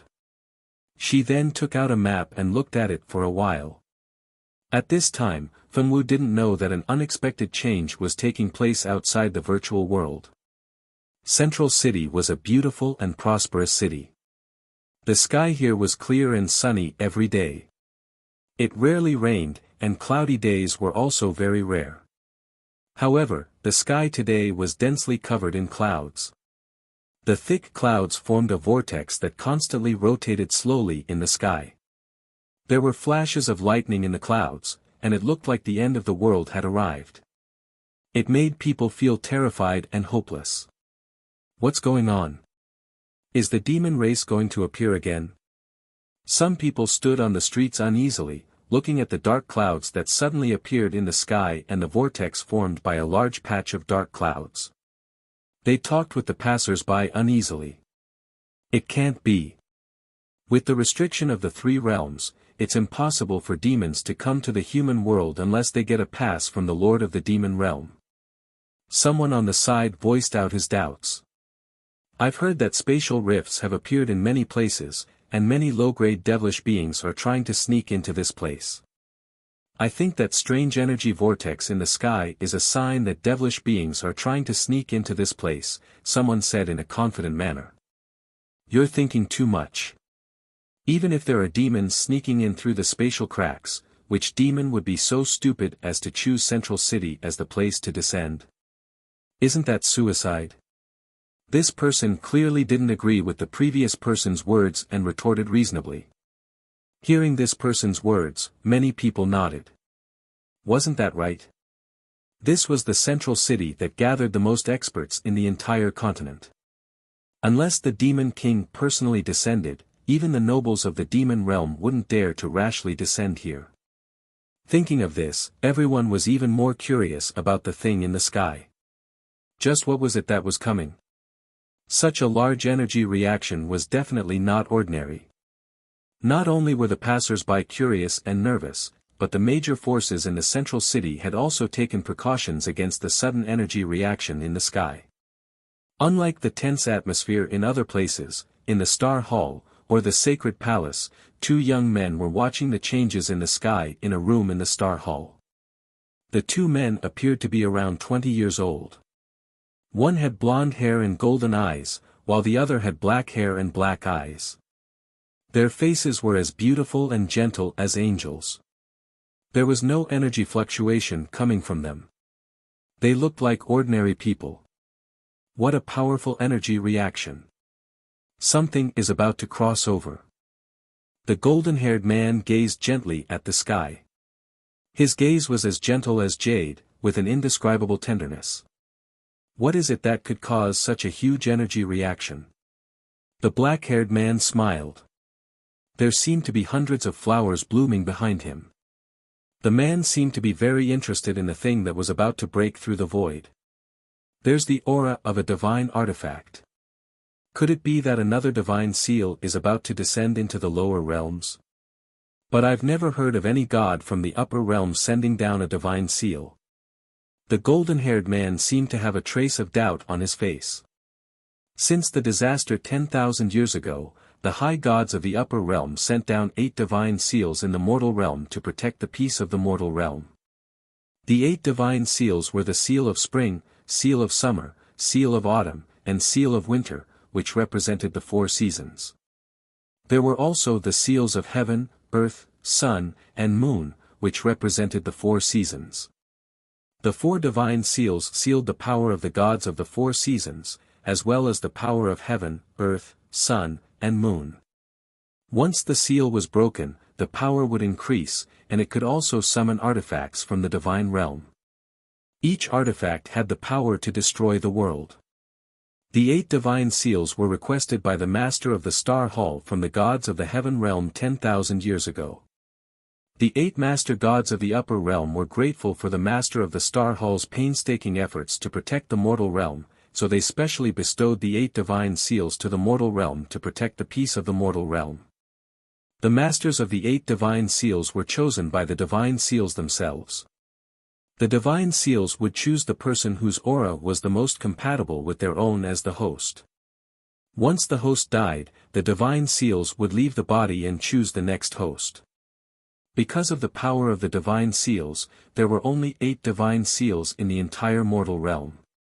As the gods of the heavens, it was impossible for the gods to send down their divine seals for no reason. Therefore, the 2 of them were surprised by the sudden appearance of the aura. The aura is getting stronger and stronger. Do we need to stop this artifact? The black-haired man hesitantly opened his thin lips. There seemed to be a stream of light flashing in his eyes. However, it was only for a moment, and the stream of light was fleeting. The golden-haired man pondered for a moment and shook his head gently. I don't think there's a need. The divine seals have spirituality. If a divine artifact really comes from the upper realm, let it choose the most suitable master. That's true. The black-haired man nodded slightly. The 2 of them silently drank fragrant tea while watching the changes in the sky.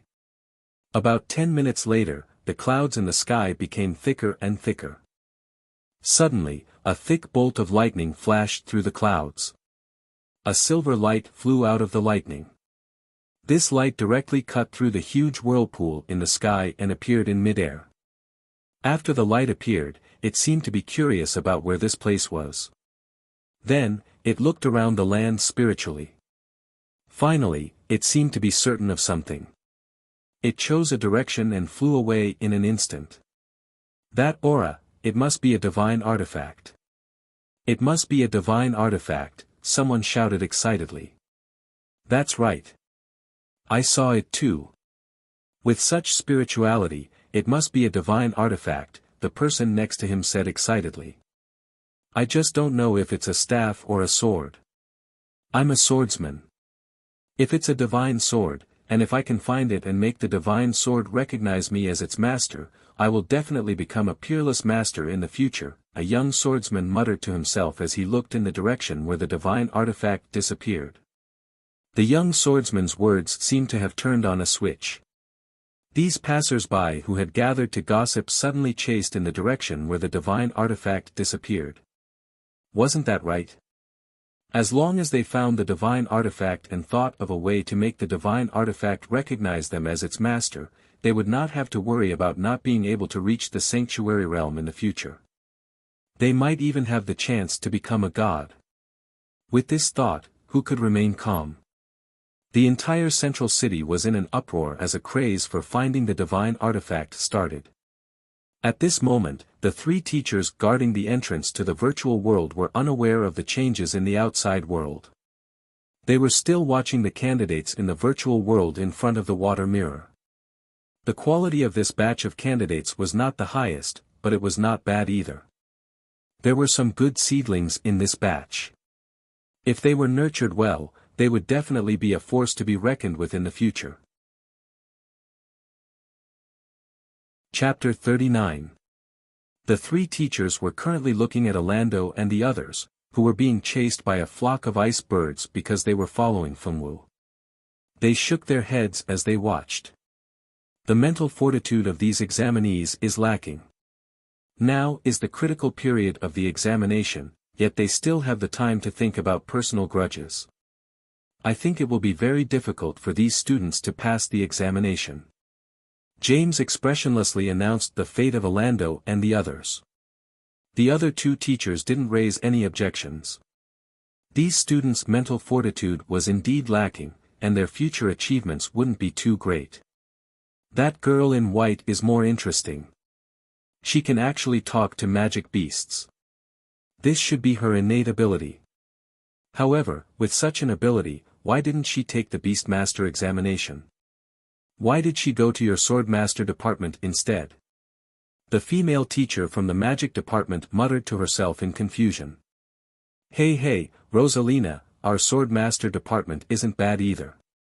We aren't inferior to those arrogant Beastmasters. The teacher from the Swordmaster department who had been smiling all this time chuckled in protest. Elrog, I'm not saying that your Swordmaster department isn't good. I just think that girl's talent is more suitable for the Beastmaster class. Rosalina cast a sidelong glance at Elrog and spoke coquettishly. Just as Elrog was about to say something, a silver light with unparalleled power unexpectedly rushed into the water mirror like a meteor. The three of them wanted to stop it, but before they could do anything, they were sent flying by the powerful force. The three people who were sent flying took a few breaths to stabilize their bodies, but that mysterious silver light had already disappeared. What do we do? Rosalina anxiously looked at the water mirror that had already become a blur. Now that the entire water mirror was being disturbed by the external energy, it became very unstable. All the students taking the examination in the mirror world were now completely unable to grasp the situation of those students. If something happened at this time, even if they died in the mirror world, they would just wake up from a dream and would not be harmed in any way. However, an unknown variable had appeared. No one knew if this energy would affect the mental strength of the examinees in the mirror. Let's first ask the dean if we should stop the examination. James's face was ashen as he spoke in a deep voice. There's no need to stop it. After a while, the water mirror will return to normal and the test will continue. A voice filled with love suddenly appeared in the minds of the three of them. This voice was very pleasant and gentle, but when they heard this voice, their originally nervous and worried feelings suddenly left the three of them. The three people's expressions changed as they bowed towards a direction in the sky that couldn't be seen. Dean. The Dean of the Notre Dame du Starlight was a legendary figure who had lived for countless years. Although no one had seen the Dean fight, everyone knew that the Dean was a peerless expert who could stand shoulder to shoulder with the Lord of the Star Hall.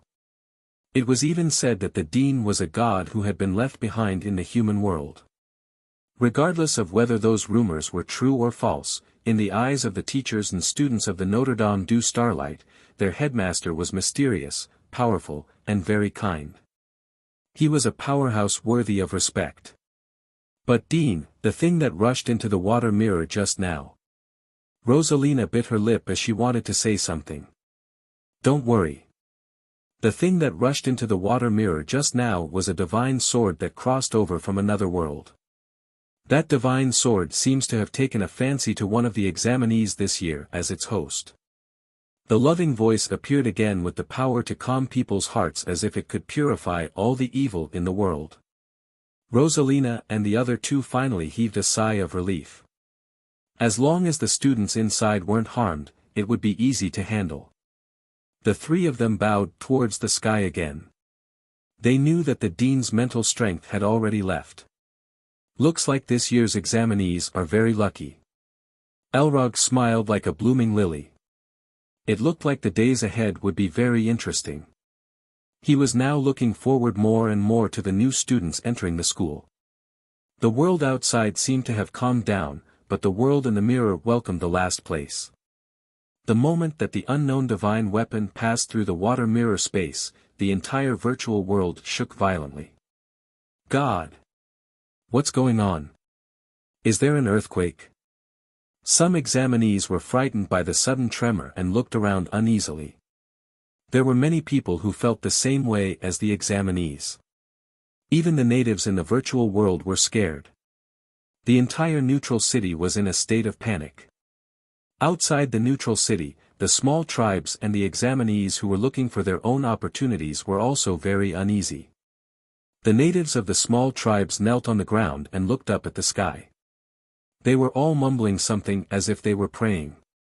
The examinees who were walking outside silently held on to their weapons. They didn't know if the earthquake this time was also a part of the assessment. They could only be secretly on guard and deal with it carefully. Look, what's that in the sky? A white light streaked across the sky and quickly fell in a certain direction. Could that be the opportunity we're looking for in this assessment? Someone guessed. Let's go and take a look. That must be something incredible. Who knows, we might even get extra points if we get it. Someone couldn't wait to call out to his companions. No matter what it is, I must find it before anyone else. This was an examinee who was looking for opportunities alone. What is that? Could it be the thing we're looking for? Regardless of how everyone guessed, after the white light found its target, it quickly streaked across the sky and disappeared into a mountain. At this moment, what was Fengwu doing? The earthquake just now had made the nearby magical beasts very uneasy. At this moment, a magical beast rotting flesh worm that lived in this area all year round wobbled and crawled to a spot not far from Fengwu. This rotting flesh worm lived in this area all year round. The marks on the ground were melted by the strong acid from the insect-type magical beast's body. Fengwu blinked her large eyes and stared unblinkingly at this extremely ugly worm. This rotting flesh worm belonged to the dark element. This type of magical beast usually lived underground and would only crawl to the surface at night. This rotting flesh worm might have been startled out by the earthquake just now. Fengwu looked at this unappetizing worm. A small sword had already been obtained from Fengwu's space ring. It must be said that although our Fengwu girl liked magical beasts, that didn't include those ugly magical beasts. Magical beasts usually had low intelligence and only had the instinct to eat. They wouldn't get close to others for any reason. Of course, they wouldn't be affected by Fengwu's aura. Chapter 40. The carrion worm had emerged from the ground due to the earthquake. The bright sunlight on the ground made the carrion worm, who was used to living in the dark world, feel very uncomfortable. The carrion worm's mood was very bad because of the sunlight. When it saw the Fengwu girl not far from it, it immediately spat a mouthful of acid at Fengwu. The acid dripped onto the ground and made a sizzling sound. The ground, which was already like the surface of the moon, became even more uneven. Fengwu nimbly dodged the carrion worm's acid attack. When the carrion worm saw that its attack had missed, it continued to spit acid saliva at Fengwu. As Fengwu dodged, she used windward willow leaf steps and approached the carrion worm in a flash. She used a sword move, and the small sword's blade cut into the carrion worm's body, making close contact with the carrion worm's hard shell. This contact caused sparks to fly between Fengwu's sword and the carrion worm's body. It was a misunderstanding, but there really were sparks. Although Fengwu's small sword had pierced the carrion worm's vital point, the carrion worm's shell was too hard. The small sword in Fengwu's hand was not a powerful weapon. It was just convenient to use, so Fengwu always carried it with her. The small sword could not pierce through the carrion worm's hard shell. Fengwu's attack did not cause any substantial damage to the carrion worm other than slowing down its movements. Fengwu frowned. She could not beat it. Just as Fengwu was thinking about whether she should escape, a huge pressure appeared in the sky. This pressure directly pressed the carrion worm to the ground, and cracks appeared on its body. Following the pressure was an ancient silver sword. The sword was silver in color and emitted a silver-white light. It gave people a feeling that it came from ancient times. Just one look was enough to make people feel that it was extraordinary. When Fengwu saw the ancient sword appear, her beautiful black eyes instantly lit up, and a trace of excitement appeared in her originally dazed and adorable eyes. Xiao Chun. When the ancient sword heard the call, it flew towards Fengwu spiritedly. It looked at the girl in front of it and seemed to be confused. It was clearly Master's aura, but why did it look different? Although Gu Jian doubted that his master's appearance was different, he was certain that the girl in front of him was his master. Other than his master, no one else could give off such a comfortable aura. After confirming the identity of the girl in front of it, the ancient sword named Xiaochun flew to the girl's side. It intimately rubbed the girl's cheek, and the entire sword let out a cheerful sword cry. At this moment, outside the mirror world, the three invigilators looked at the mirror that had become blurry. They were a little anxious. Although the dean had said that the water mirror would return to normal soon, they couldn't see the candidates' performance. How were they going to grade them? Just as the invigilators were anxiously thinking of a way to repair the mirror once again transmitted an image. All the examinees appeared in the mirror again. The three invigilators wanted to find out who the owner of the divine sword was, but after checking all the examinees, they could not find anything strange. What was going on? The invigilators could not figure out what had happened. Many of the examinees could not figure out either. They clearly saw the silver light fall here. Why couldn't they find anything after searching for a long time?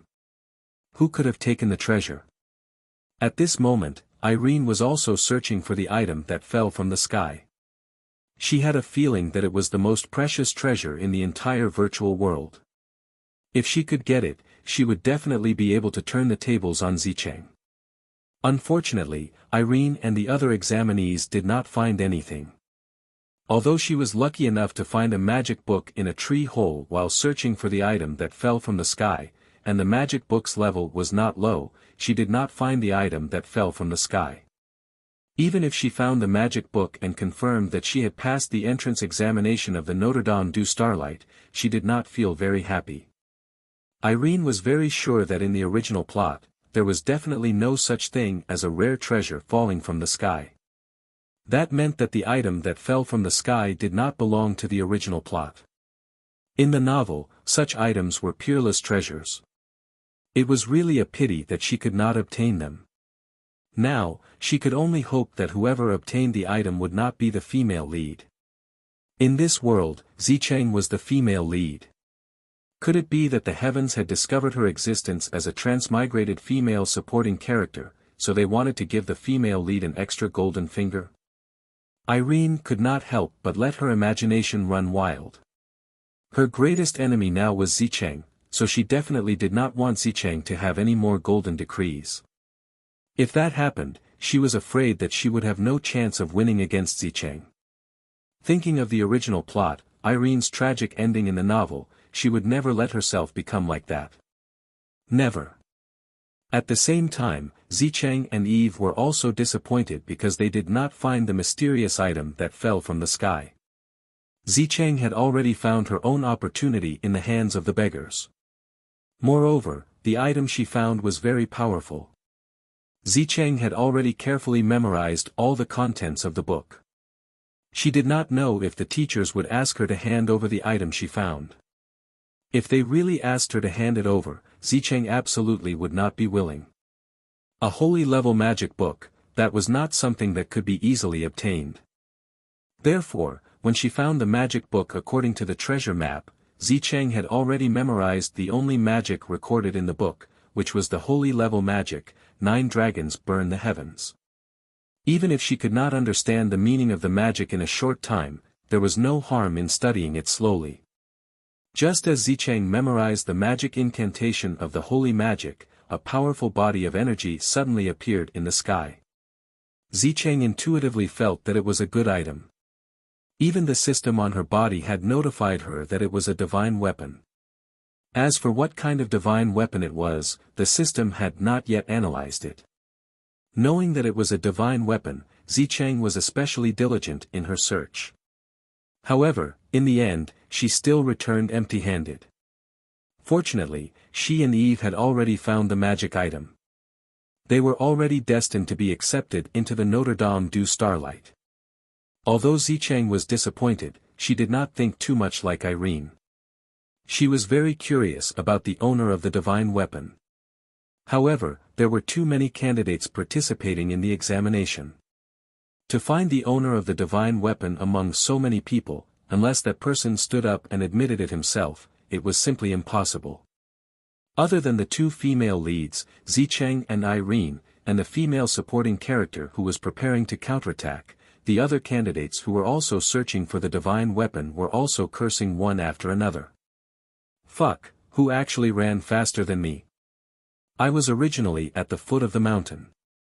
When I saw that thing fall, I immediately went up the mountain to look for it. I still couldn't find it. Who is so lucky to run so fast? Who is it? Stand up and answer me. I promise I won't beat you to death. A man dressed as a swordsman shouted loudly while holding his sword. Chapter 41. On the side, there were some people who also came for the treasure. Although these people didn't know that it was a divine tool, and only regarded it as a kind of opportunity in the assessment, but the feeling of missing out on such an opportunity was still very annoying. Fortunately, these people didn't know that it was a divine tool, otherwise, there might be people who would vomit blood. At this time, where was Fengwu who got the treasure that so many people wanted? At this time, Fengwu had already gone down the mountain. With the help of Xiaochun, Fengwu smoothly killed the devil insect, and also found the treasure chest hidden in the devil insect's body. That chest was most likely eaten by the devil insect as food, but because the chest was made of special pearl material, it was not digested by the devil insect. No wonder so many generations of librarians couldn't find the treasure. It turned out that the treasure had been eaten by the devil insect, so naturally no one could find it. Xiaochun had been taken into Fengwu's sea of consciousness. Because Pure Sword was a divine sword that signed a soul contract with Fengwu, so it could hide in Fengwu's sea of consciousness. Xiaochun was a nickname given by Fengwu, its real name should be Pure Sword. Since before Fengwu was born, Xiaochun had been neighbors with her master. Her master said that Xiaochun was a very magical sword, and no one in the world could pull it out from under the waterfall. If she could pull Xiaochun out, then Xiaochun would belong to her. When Pure Sword and her master became neighbors, she didn't know. She only knew that since she was conscious, she knew that under the waterfall not far from her and her master's residence, there was a silver sword. It was obviously washed by the water of the waterfall for so many years, but there was no trace of rust. When Fengwu was 10 years old, her master asked her to pull out the sword, and she easily pulled out the sword. At that time, she remembered that her master looked at her with gratification and worry. Since he was 10 years old, Xiaochun had always been by her side. They ate and slept together, played together every day, and practiced swordsmanship together. Gradually, she found that Xiaochun could actually understand what she was saying. Although Xiaochun could not speak, she could feel that Xiaochun had his own thoughts. She happily told her master about her discovery.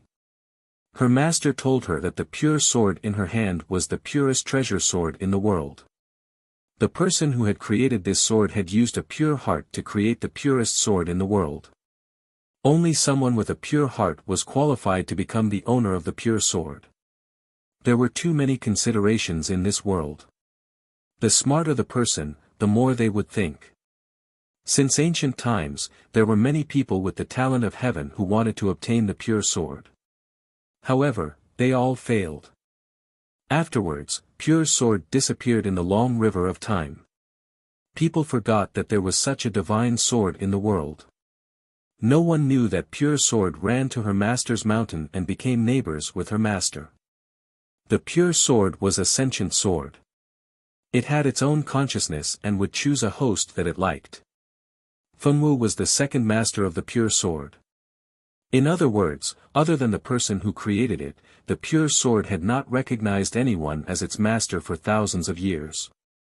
Fengwu was the second master of the Pure Sword. Fengwu's mind was pure. She never had complicated thoughts. Her mind was very simple. Therefore, she was the most suitable host for the Pure Sword.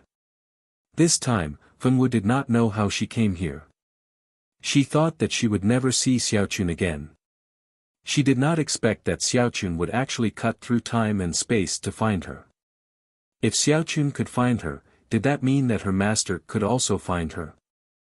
Fengwu was looking forward to it. She was happy. She missed her master. After finding the treasure chest, Fengwu took it back to the library. She opened the treasure chest in front of the curator. The treasure that had not been found by several generations of curators was finally found by Fengwu. The old curator was very emotional.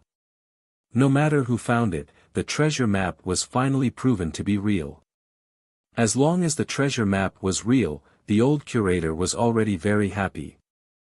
Fengwu was able to open the treasure chest in front of him. This made the old curator's impression of Fengwu increase. It was not easy to gain the old curator's friendliness. When the treasure chest was opened, there was only a tattered book lying inside. The old curator picked it up and took a look. He exclaimed, little girl, you're in luck. This is a divine tier sword skill. The old curator did not expect Fenwu's luck to be so good. She actually encountered a divine sword skill. Fenwu's eyes lit up. She was very satisfied with this sword skill. After finding the sword skill she needed, Fenwu was now certain that she could stay at Notre Dame du Starlight. Knowing this, Fenwu was in a good mood. The corners of her mouth curled up slightly. Little girl, you'd better find a more ordinary sword skill. Although there are some divine sword skills in the outside world, they are still very rare.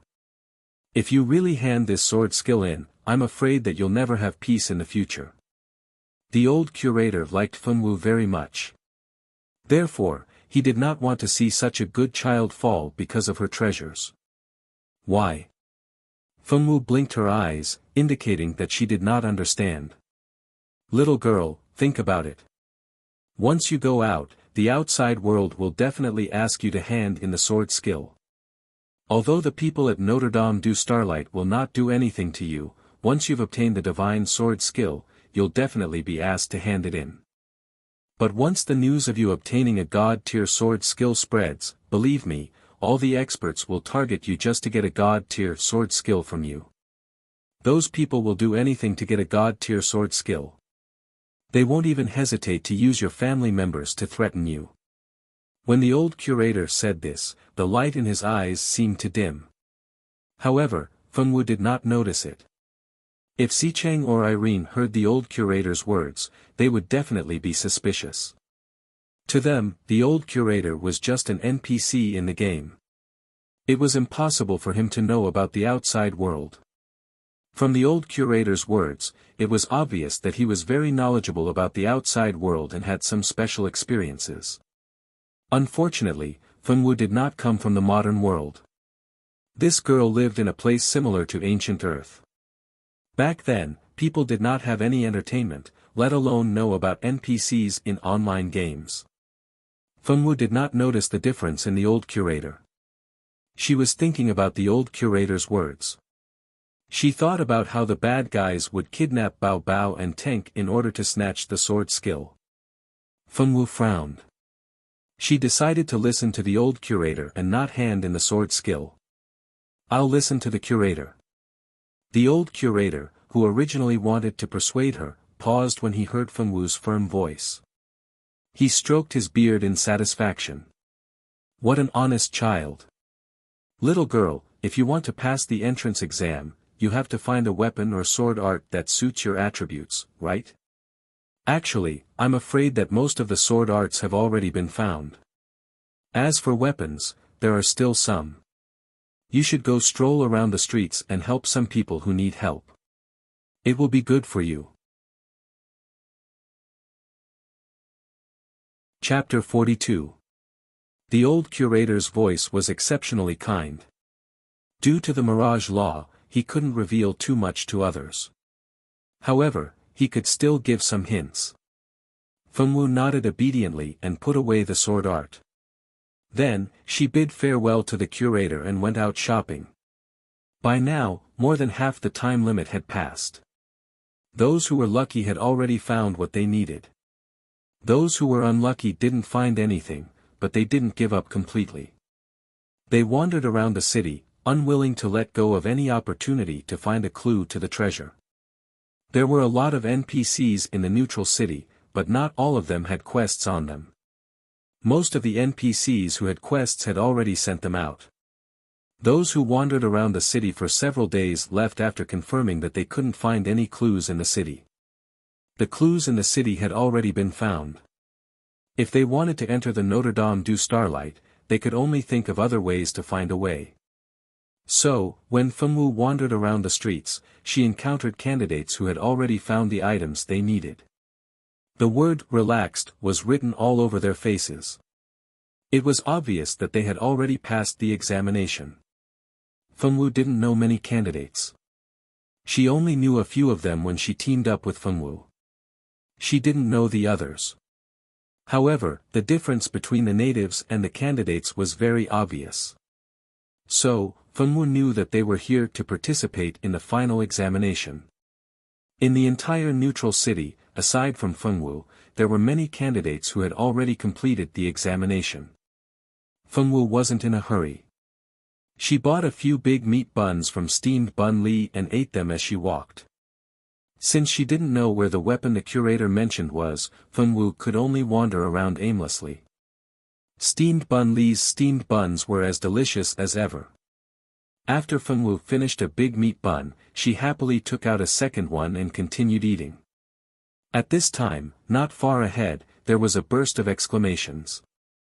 It turned out that a horse had been startled and was running amok in the city. A pregnant woman was accidentally pushed by someone in front of her and was pushed to the crazy horse. At this time, it was too late to save the pregnant woman. Many people could only let out earth-shattering screams. Some of the candidates saw this scene and shifted their gazes away. This was a fake world to begin with. In any case, they had already found the quest item they were looking for. The life and death of these fake characters had nothing to do with them. Moreover, when they were doing their missions, they had suffered a lot from these natives in order to find clues. They had been asked to deliver letters, cook and clean the house. Who were they? These fictional characters dared to ask them to do work. Thinking back to how they suffered at the hands of the natives in order to find clues, many candidates who had already passed the exam felt a slight joy in their hearts when they saw the pregnant woman was about to be hit. Fengwu didn't have such complicated thoughts like the other candidates. When she saw the pregnant woman was about to be hit, she used wind willow leaf steps to teleport away. She finally dared to push the pregnant woman into the crowd before the carriage hit her. She stood in front of the horse and hugged the horse's neck with both hands. Strangely, the horse gradually calmed down and used its tongue to lick Fengwu's small hands. When the pregnant woman was pushed to the crowd by Fengwu, she was already caught by a group of kind-hearted people. Now that they saw Fengwu stop the horse, thunderous applause sounded on the street. "Little girl, you're really good. Little girl, you're amazing. This old woman wasn't as amazing as you when I was young." The one who spoke was a white-haired old woman. The old woman looked very old with wrinkles all over her face. "Little girl, thank you so much. Thank you for saving my wife. Thank you, little girl." This time, the one who came forward to thank her was a young man. The pregnant woman was protected in his arms and looked like she was still in a state of shock. The man's face was full of gratitude. If it wasn't for Fengwu's sudden appearance, he might have lost two of his closest relatives in a day. The man was naturally grateful to Fengwu for saving his wife and future child. Fengwu just blinked her big eyes and looked at the group of people who suddenly surrounded her without saying a word. The surrounding audience was still talking about Fengwu's heroic appearance when a middle-aged man in ordinary clothes ran over and thanked Fengwu repeatedly. It turned out that this man was the owner of the horse. Because a snake suddenly ran out of a restaurant and startled his horse, the horse lost control and ran away. Later, the owner of the restaurant also came out to apologize. He also compensated the pregnant woman and the horse owner for the goods that were kicked by the horse. The restaurant owner was a good person and didn't shirk responsibility. He even invited Fengwu to his restaurant and invited her to eat. According to the owner, if it wasn't for Fengwu's sudden appearance, he was afraid that he would be responsible for someone's death. Therefore, it was necessary to treat Fengwu to a meal. The young man turned out to be the blacksmith's son. After the old blacksmith knew that his daughter-in-law and future grandson were almost lost, he was so excited that he repeatedly thanked Fengwu. He even gave his family's heirloom sword to Fengwu as a thank-you gift. This sword was a mission item. Fengwu girl blinked her big eyes as she ate the large table of food prepared by the restaurant owner. She then realized that she had found a replacement mission item. The other examinees who were watching from the side all widened their eyes in disbelief. This guy actually got a mission item so easily. It was too easy, wasn't it? He just saved a person, and a mission item was delivered directly to his doorstep. Why didn't they have such good luck? Although they sighed at Fengwu's good luck, because they had already completed the mission in advance, they didn't have any other thoughts. At this moment, Fengwu didn't know that she had become famous among the examinees in the city. The examinees who watched from the beginning to the end spread the news of Fengwu's good luck. Many people were sighing at the girl's good luck. There were only a few days left until the end of the assessment. Those who didn't find a mission item didn't dare to stay in the city. They had already left the neutral city to try their luck elsewhere. However, this girl didn't go anywhere and actually picked up a treasure in the city. If the examinees who left the city knew about this, they would be depressed to death. Fengwu returned to the library under the watchful eyes of the restaurant owner and the blacksmith's family. They were surprised that Fengwu was able to find a replacement mission item so quickly. The old manager was also shocked. This girl's luck wasn't too good. There were only 2 or 3 people who had a mission item in their hands. This girl actually casually walked around and found one. Chapter 43. The old curator didn't know what to say anymore. Because she had found the quest item, the old curator suggested that Fengwu memorize the godly level sword incantation immediately. Because once the godly level sword incantation was taken out of this world, the person who controlled the virtual realm would know immediately. Therefore, Fengwu could only memorize the god level sword art in the next few days. Fengwu's memory was very good. Although the god level sword art wasn't something that the current Fengwu could learn, she still had the genuine godly sword Xiaochun by her side. As a godly sword, it really wasn't difficult for Xiaochun to memorize such a god-level sword art.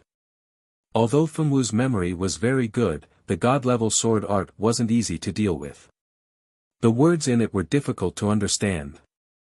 If it wasn't for Xiaochun by her side, it really wouldn't be possible for Fengwu to memorize this god-level sword art in the next few days by herself. Even the old curator only hoped that Fengwu could memorize the first part of the sword art. When she came to the mirage in the future, she could slowly memorize the rest. The old curator never thought that Fengwu would have a godly weapon like Xiaochun by her side, so Fengwu didn't just memorize a small part of the first part like he thought. After Fengwu had Little Silver memorize it, she handed the god-level sword art to the old curator. Just as the old curator said, she couldn't take this sword art out of this space, so she might as well give it to the old curator who had always taken care of her. The old curator didn't refuse and said that he would help Fengwu put away the sword art. He told her to look for him the next time she came. Unfortunately, Fengwu didn't understand the old curator's meaning. As for whether the two of them would meet again, Fengwu really didn't know. Even if she was simple-minded, she could guess that this assessment space was a small world of its own. Even if she wanted to come back in the future, it would be very troublesome. After finding the magic sword that needed to be handed over, Fengwu's days were much better. She had been staying in the library for the past few days, reading many books. On the day the assessment ended, Fengwu was directly teleported away. Fortunately, she had bid farewell to Grandpa Curator. The place where Fengwu was sent to was not the outside world, but the seaside where they had first entered this world. All the participating students were already on the beach. Fengwu glanced around casually and saw that there was indeed a crowd of people standing on the beach. Some of them were so excited that they kept chatting with other people who were also excited, while others were crying in despair and depression. Unknowingly, the examinees who had obviously obtained the qualifications to enter the academy and those who were destined to fail had already been separated into 2 groups. One group stood on one side and did not talk to each other. Fengwu didn't choose a side. She stood at the spot where she had first appeared, and the magic sword that she was going to hand over was placed in her portal bag. Not long after, the 3 invigilators appeared as expected. The 3 invigilators' figures were still so blurry that it was impossible to see what they looked like. However, from their figures, it was obvious that they were handsome men and beautiful women. The 3 invigilators, James, Elrog, and Rosalina, looked at the group of examinees below with gratified expressions. This assessment for the Notre Dame du Starlight has ended. Examinees who didn't gain anything will be directly teleported out. I hope that after you leave, you can practice your magic and sword skills diligently. Even if you can't enter the academy, don't give up on yourself because of one failure. Rosalina said gently and encouragingly. Hearing Rosalina's words of encouragement, many of the dejected examinees nodded and replied softly, yes, even though they were still sad that they had lost their only chance to enter the Notre Dame du Starlight. After teleporting the group of disappointed students out, Rosalina quietly looked at the excited faces below. Congratulations on successfully passing the Notre Dame du Starlight's assessment. In the future, you will be studying all kinds of magic and martial arts in the Sacred Institute for a long time. Students who can enter the Notre Dame du Starlight are all outstanding talents or lucky ones. I hope that you won't become arrogant after entering the academy. The Notre Dame du Starlight has never lacked heavenly treasures. If you start to feel relaxed after entering the Notre Dame du Starlight, then you will gradually be unable to keep up with everyone else's progress and will be eliminated by the academy in the end. I forgot to tell you that entering the Notre Dame du Starlight doesn't mean that you will always be a student of the Sacred Institute. The academy will have 2 assessments every year. If you fail one of the 2 assessments, you will have a chance to make up for it. If you fail both times, you will repeat a year. If you repeat 2 years in a row, then you will be expelled by the academy. The Notre Dame du Starlight has a record of expelling students. If you don't want to be the one to be expelled, then work hard. The numerous examinees who had been extremely excited a moment ago, upon hearing that even if they entered the Sacred Academy, they could still be persuaded to withdraw, although they were still excited in their hearts, their feverish heads had calmed down. All of them straightened their expressions, no longer beaming with joy. Seeing the reactions of the freshmen, the 3 teachers nodded secretly. Then, a large screen suddenly fell from the sky next to Rosalina and the other 2 teachers. The screen was still black and there was nothing on it. The freshmen were all curious. They didn't understand why the 3 teachers had made this thing. You should know that your score in this assessment is judged by the level of the items you have obtained. This is the score list. See the platform below the score list. Put the items you have found on the platform one by one. Then, put the hand you have stamped on the other side of the platform. This way, the score list will know your information and automatically send your score to the academy. Hearing that they could actually use this kind of test to grade, all of the freshmen were extremely surprised. Very quickly, the first girl handed over the low-level magic book she had found onto the platform, and then placed her hand on the other side of the platform. Soon, a line of clear words began to appear on the originally black screen. Name, XXXX, Strength, XXX, Item obtained, Low-level magic book, Overall score, 70. The girl standing in front of the screen was a little disappointed when she saw that her score was only 70 points. The magic book she had handed in disappeared from the platform after a flash of light. Everything in this world was not real. Of course, it was impossible to bring it to the outside world. In this world, powerful magic swords could only be used in this virtual space. Magic battle skills and the like could naturally be memorized and taken away. When you first entered this world, it was said that you could take away whatever you found. This was not wrong. The academy allowed you to take away the things inside, but whether you could take them out depended on your own ability. Chapter 44. If they really thought that this magic book could be brought to the real world, then they could only cry themselves to death. Fortunately, there were many smart people in this world. After obtaining a magic book or a sword skill, many people would immediately memorize the contents of the book in their minds. Only by memorizing things in one's mind was the safest. Although the girl who went up for the first time was stunned when she saw the magic book disappear, because she had already memorized it, she didn't care very much. After frowning, she moved to the other side and let the people who hadn't scored yet come up to score. The remaining freshmen went up one by one to be evaluated. Fengwu's position was in the middle. This was also because she stood in a good position and didn't get squeezed to the back. Because Fengwu handed in a magic sword, an intermediate magic sword score wouldn't be very high. Moreover, Fengwu's strength was very good, so her overall score reached a high score of 85 points. This kind of score was already very good at the current stage, because until now, there hadn't been a freshman who scored more than 90 points. In this position of 85 points, she was already in the top 10. Naturally, she attracted some people's attention. Of course, this was only the first half of the people who were evaluated. Among the people who were waiting for their scores, it was very likely that there would be heaven treasures who scored more than 90 points. There was no doubt about this. After Fengwu finished evaluating the score, she stood to the side and watched the people behind her go up one by one to wait for their scores on the ranking board.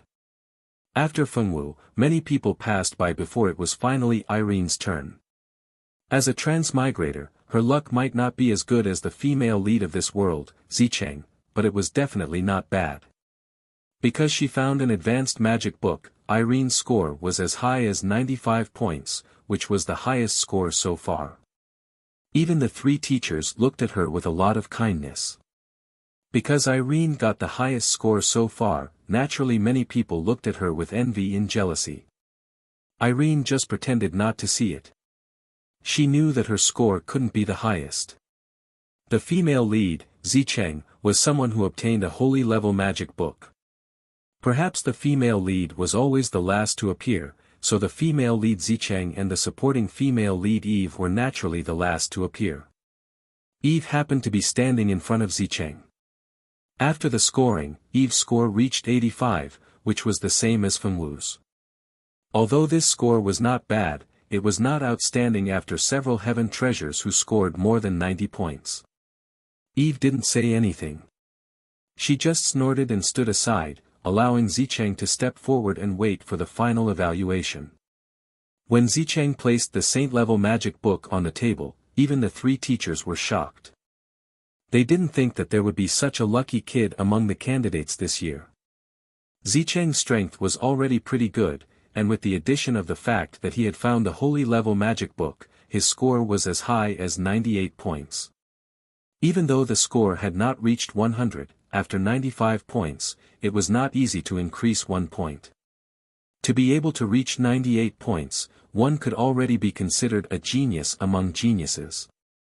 Oh my God! I thought that the boy who scored 96 points was already good enough. I didn't expect there to be someone even better. Why didn't I find the saint-level magic book? Why didn't I find an advanced magic book? There are so few who scored more than 90 points. There are only 10 in total. The Ministry of Magic and the Swordmaster Department each have 5, but the one with the highest score is still our Ministry of Magic. Although they were envious of others who scored higher than them, they still had a sense of collective honor. The Ministry of Magic and the Swordmaster Department had a certain competitive relationship. Every year, the Ministry of Magic or the Swordmaster Department would bet on who scored the highest. The school generally didn't care about this kind of behavior, as long as it didn't affect their daily practice. When everyone's results were out, the three teachers told them that school would start in 3 days, and they had to remember not to be late. After that, Fengwu only felt her vision go black. When she opened her eyes again, she was still sleeping on the bed that Tianyu and Ai had arranged for her. If it weren't for Xiaochun in her dantian and the god-level sword technique in her mind, she would really think that it was a dream. After changing her clothes and going downstairs, Fengwu felt very hungry. Ai, your assessment is over. I thought it would take a few more days. Ajur was sitting at the dining table, eating the steak that he had just made. When he saw Fengwu coming downstairs, he raised his eyebrows in surprise. Tenk was more concerned about Fengwu's results. When he saw Fengwu coming downstairs, he immediately ran over and asked, "How did you do? Did you pass, Fengwu?" I passed." She nodded. Looking at the delicious lunch in front of Ajur, she was even hungrier. It was already lunchtime. She had stayed in the virtual space for more than a month, but in reality, she had only slept for a few days outside. During these few days, she had been receiving medicine from the Holy Court to maintain her body's nutritional needs. Otherwise, how could a normal person wake up without eating or drinking for a few days and nights? She would have starved to death long ago. Fengwu, did the second round of the assessment take place in a dream? I heard from Big Brother Ajur that it was very magical. Can you tell me about it? Tank excitedly carried Fengwu's baby, Fengwu, and sat down beside Fengwu. At this time, Fengye also saw his little mother that he hadn't seen for a few days. He babbled and asked for a hug. Fengye wasn't happy that he hadn't seen his little mother for a few days. Fengwu carried Fengye over and kissed his tender little face. His white hair made him look like an old man, but he looked very cute on Fengye. Save it. Don't you know that the contents of the second and third round of the entrance exam of the Notre Dame du Starlight are confidential? If Fengwu tells you, she will be blacklisted by the Holy Court. Ajur picked up a glass of milk and took a big gulp. Tank's excited little face fell. Although he was really curious about the entrance exam of the Notre Dame du Starlight, he couldn't harm his good friend. Although Fengwu was a little stupid, she was a good person. What a pity. He sighed in disappointment and didn't continue to pester him. Auntie knows that you will wake up today. She said that she will prepare a big meal for you. There will be good food to eat tonight. Tank's eyes lit up when he thought of the delicious food. Fengwu was the same. She had been eating buns in the virtual world for a month. No matter how delicious the buns were, Fengwu still wanted to change her taste. If it wasn't for the fact that she didn't have enough money to spend in that space, Fengwu wouldn't have to buy buns every day. Xiao Wu, we will be in the same school in the future. You will also live on campus, right? It's best to buy some daily necessities in the next few days. Although the villa provided by the school is good, you still need to buy daily necessities. And the little guy in your arms, it's best to buy a magical beast that can take care of the child. A holy mother is good. Many nobles would choose a holy mother to protect and take care of their children. If they used a human nanny, they would be worried that the nanny was sent by the enemy.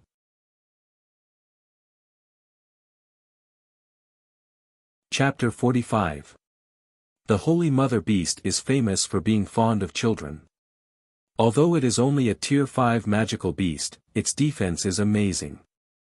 It is the best magical beast for children. Ajur knew that Fengwu's brain couldn't think too much, so he did everything he could to help her. Although Tian Yu's family was not bad, there were some things that he shouldn't trouble them too much. Even if he told Fengwu these things, she wouldn't understand. It was better to just tell her what to do and save time. Ajur knew Fengwu very well. Fengwu wasn't a girl who understood the ways of the world. Before she crossed over to this world, no one taught her these things on Mount Yuehua. Her master was also a pure and simple person. Naturally, it was impossible for her to teach her these things. This also caused Fengwu's personality to be not very good at socializing. Ajur thought that since he was Fengwu's friend, he should help her. With his personality, he immediately took action. He pulled Fengwu, who had just finished eating, out of the door. Today was the end of the Notre Dame du Starlight's entrance examination. Recently, many parents brought their children to the Notre Dame du Starlight to take the entrance examination. Naturally, there was a lot of traffic in the city. Ajur had been walking around the central city for the past few days. He had already familiarized himself with the nearby shops. He walked through the noisy streets. He directly brought Fengwu to a shop that specialized in magical beasts. This shop was very old. It was said that it had a complete variety of magical beasts. They even sold dragon eggs. However, dragons were something that ordinary people couldn't afford to buy even if they could afford to buy them. Therefore, although the shop had dragon eggs, they were at most for decorative purposes. No one would buy them. Dear customers, please come in. I am the owner of this shop. May I know who is looking for a magical beast and what type? I can recommend it to you. A man who looked to be in his 30s walked over with a professional smile. She's the one who wants to buy it. Pick a Holy Mother beast for her to take care of her child. Ajur pointed at Funwu and said carelessly. So that's how it is. Our store happens to have a batch of newly hatched Holy Mother beasts. Although they are still in their infancy stage, they grow very quickly. It is very beneficial for the children to grow up together with these young Holy Mother beasts. The owner said with a smile. Take us there. Ajur didn't say that he would buy it immediately. He winked at the shop owner and asked him to show them the magic beasts first. Although the Holy Mother beast was the best babysitting beast, the Holy Mother beast wasn't willing to take care of just any child. It also depended on the fate of the two parties. He asked the shop owner to take them to see the Holy Mother beast. In fact, he wanted to see if he could find a Holy Mother beast that could get along well with Fengyi. Funwu and Tank naturally followed the shop owner Najur to see the Holy Mother beast that Ajur was talking about. The shop owner took Funwu and the others to a room. When they opened the door, they saw a medium-sized cage with 3 basketball-sized Holy Mother beasts. These Holy Mother beasts were white all over. Their eyes were the size of walnuts, their bodies were oval, and their hands and feet weren't long. In the middle of their stomachs, there was a pouch like a kangaroo. This pouch was specially used to hold children. Legend has it that the pouch of a Holy Mother beast was the best nursery for a child. When a child slept inside, not only would it nourish the body, it would also make the child immune to all kinds of diseases. It was very magical. When the 3 Holy Mother beasts heard that someone had come, they all blinked their big eyes and looked over. The 3 Holy Mother beasts already had some intelligence. They seemed to know that a friend might be leaving this place today. The Holy Mother beast was a kind of magical beast with a very soft heart. When they thought of leaving a friend, they naturally wouldn't be willing. But when Funwu approached with Little Bun, one of the 3 Holy Mother beasts suddenly became very excited. She began to wave at Little Yi who was in Funwu's arms. Ajur raised an eyebrow at the sight of the Holy Mother beast. He pointed at it and said, "That's it." "How much is it?" "The Holy Mother beast's price is 50,000 gold coins." The shop owner smiled even more happily. After all, Ajur didn't look like he was lacking in money. Card. Ajur flipped his hand, and a black crystal card appeared in his hand. This time, the owner's smile became more respectful. Those who could take out a black crystal card weren't ordinary people. This young man in front of him must be a noble with power and influence. Ajur immediately took out 50,000 gold coins. Tank felt that his little heart was about to explode. 50,000 gold coins. It wasn't 5, it wasn't 5, it wasn't 5, it wasn't 5, it was 50,000 gold coins. Thinking that there was someone who could casually take out 50,000 gold coins, he felt that it was inconceivable. So expensive. Funwu frowned. That's enough to buy a lot of food. I'm giving it to you.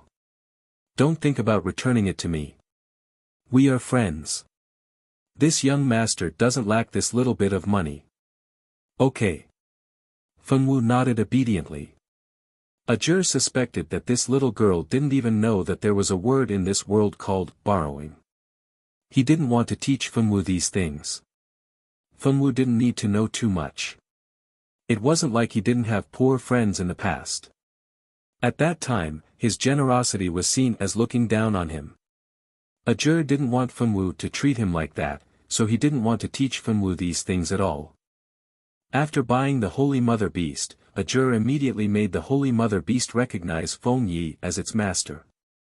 From then on, the Holy Mother beast would be Fengyi's nanny beast. It could hide in Fengyi's Warcraft space at any time and take care of Fengyi. As long as he bought some magic cores for the little guy to absorb, it would be very easy for it to grow up. At this time, the little Holy Mother beast had already entered Feng Ye's Warcraft space. Fengwu and Tank were still in the shop looking at the magic beast eggs and magic beasts for sale from time to time. Since they had just made a big deal, the shop owner didn't mind them strolling around the shop. Most importantly, the person who paid the bill had a black crystal card. If he liked a magic beast in the shop, it couldn't be better. Because of this, he was very happy to let Fengwu and the others stay. Wow, big brother Ajur, look, there is a giant dragon for sale here. It's a dragon. In the hearts of ordinary people, dragons were definitely mysterious and powerful. Tank didn't expect to see a dragon egg for sale in the shop. TSK, don't make a fuss about nothing. Dragons are indeed very powerful, but that doesn't mean that their eggs are difficult to obtain. Dragons are creatures that only care about their reproduction, not their rearing. They go into heat wherever they go, and usually find a hidden place to lay their eggs. They don't care if they can hatch or not.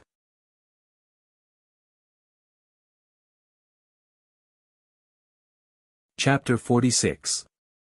Due to the dragon clan's practice of not caring about raising the eggs, most of the dragon eggs would eventually become dead eggs.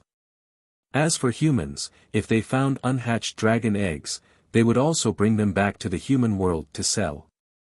However, these dragon eggs were not easy to hatch.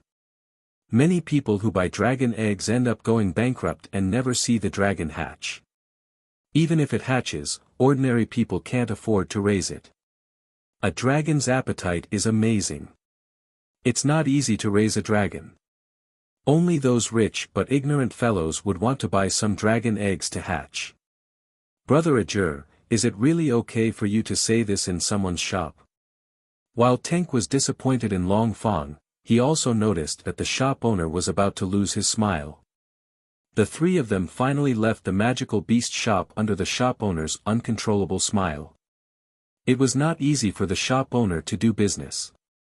The dragon egg was originally placed there to deceive rich fools. Their behavior of exposing the truth of the dragon egg was naturally not welcomed by the shop owner.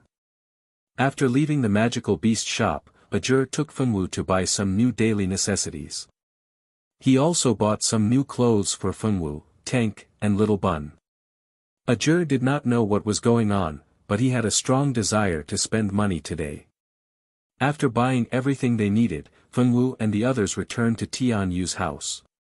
At night, Tianyu prepared a big meal to celebrate Fengwu's passing of the Notre Dame du Starlight entrance exam.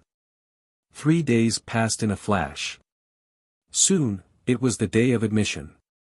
He put Little Bun into the space ring and took him to go through the admission procedures. Because the Notre Dame du Starlight would arrange a dormitory for every student, regardless of whether you lived there or not, there were many people living in the school.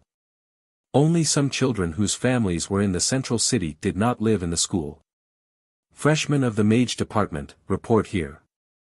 Swordsman Department, this way. Pharmacists Department, look here. Don't go the wrong way. Music Department, report here. Alchemy Department, come over here and report in quickly. Inside the campus, many senior students were holding up signs and shouting. The front gate of Notre Dame du Starlight was as lively as a market. Fengwu and Ajur were not from the same department. Ajur was from the Mage Department while Fengwu was from the Swordmaster Department. The two of them had to queue up separately after entering the school. The Swordmaster Department and the Law Department were the two departments with the largest number of students in the entire academy. Of course, there would be more than 1 or 2 seniors and teachers handling the registration procedures. There were 5 or 6 tables, and there was a long line in front of each table. Fengwu obediently chose a line and lined up. What's his name? Xiong Yi. Give me your hand. A fat hand was placed on a crystal board. Following which, the crystal board displayed the words identity confirmed. Below it was Xiong One's results, class and dormitory. Very quickly, one person finished the registration procedures, and then the next. When it was Fengwu's turn, she pressed her hand on the crystal board, and all the information was displayed. After receiving the dormitory key and uniform, as well as the emblem of the Holy Court, her registration procedures were completed. Fengwu placed the uniform and other things into her space ring. Then, she followed the directions given by the senior at the registration area to find the dormitory she would be living in for the next few years. The conditions of the Notre Dame du Starlight dormitory were very good. Every 4 students were arranged in a row to live in a small villa. The living facilities in the villa were complete, and the house was exquisitely decorated. After all, those who were able to study at the Notre Dame du Starlight were all geniuses. In terms of living conditions, they naturally had to provide better living conditions. Every villa had a number. Fengwu's dormitory was number 302. She took the key, opened the door, and directly entered the house. The house was very quiet. It seemed that the other students had not arrived yet. Fengwu blinked and directly went up to the second floor. There were 4 rooms on the second floor. There was a nameplate on the door of each room. It seemed that the rooms had already been allocated. Naturally, she had already received the room key at the registration area. Using the key to open the door to her room, Fengwu entered the room. The room was very big, and there was a large balcony. There was also a separate bathroom and a walk-in room. Fengwu took out some clothes from the space ring and hung them in the walk-in room. She also hung the school uniform in the walk-in room. She also hung the new quilt that she had bought and placed the crib in the room. This crib was newly bought by Fengwu 2 days ago. Because the school could not prepare a crib for Fengwu, Ajur dragged Fengwu out to buy a beautiful one. The crib that Ajur bought had insect repellent and some defensive properties. The price of the crib was not cheap. Fengwu had no objection to Ajur spending money to buy things for her. Although Tank felt that it was not good to let Ajur spend money, Fengwu did not understand why. Sigh, this girl really did not know the ways of the world. This made Tank very worried that one day, Ajur and Fengwu would not be friends. What would he do if Fengwu returned the money? Fengwu bought a lot of things these 2 days. They were all brought by Ajur, Tianyue and his wife. Fengwu did not know much about what to buy. Fortunately, she still had the ability to take care of herself. Otherwise, who would be assured to let her live outside alone? In fact, Fengwu was not as naive as they thought. Before transmigrating, although it was Fengwu's master who brought her down the mountain to buy things, when they were on the mountain, other than cooking, Fengwu also did a lot of other things, including cleaning and washing. After tidying up her room, Fengwu released Little Bun from the interspatial ring. Fengwu's interspatial ring could store life, but Little Bun did not like to stay inside. Little Bun would be afraid in dark places. This time, because of the registration, Fengwu had to put Little Bun in the interspatial ring. Fortunately, the Holy Mother Beast that she bought 2 days ago had grown up. This Holy Mother Beast only needed enough magical beast cores for it to absorb. It grew very quickly. In just 2 days, the little Holy Mother Beast had grown several times. 3 days ago, it was only the size of a basketball. 3 days later, it was already as tall as Fengwu's waist. This Holy Mother Beast had already recognized Little Bun as its master. Little Bun was now under the care of the Holy Mother Beast. The little nanny Tank finally retired. Because she no longer had to take care of the child, Tank was so happy that she bought a big box of candies for Ajur to eat. Ajur ate 2 candies as a gesture and then gave the whole box to Fengwu. Ya. The baby was hungry. Little Bun's black grape-like eyes stared at the Holy Mother Beast that Fengwu named Little White. Because of the relationship, the Holy Mother Beast could easily know what Little Bun was thinking. When Little Bun said that he was hungry, she had already come out with the milk bottle. The milk bottle had always been in the bag on Holy Mother Beast's stomach.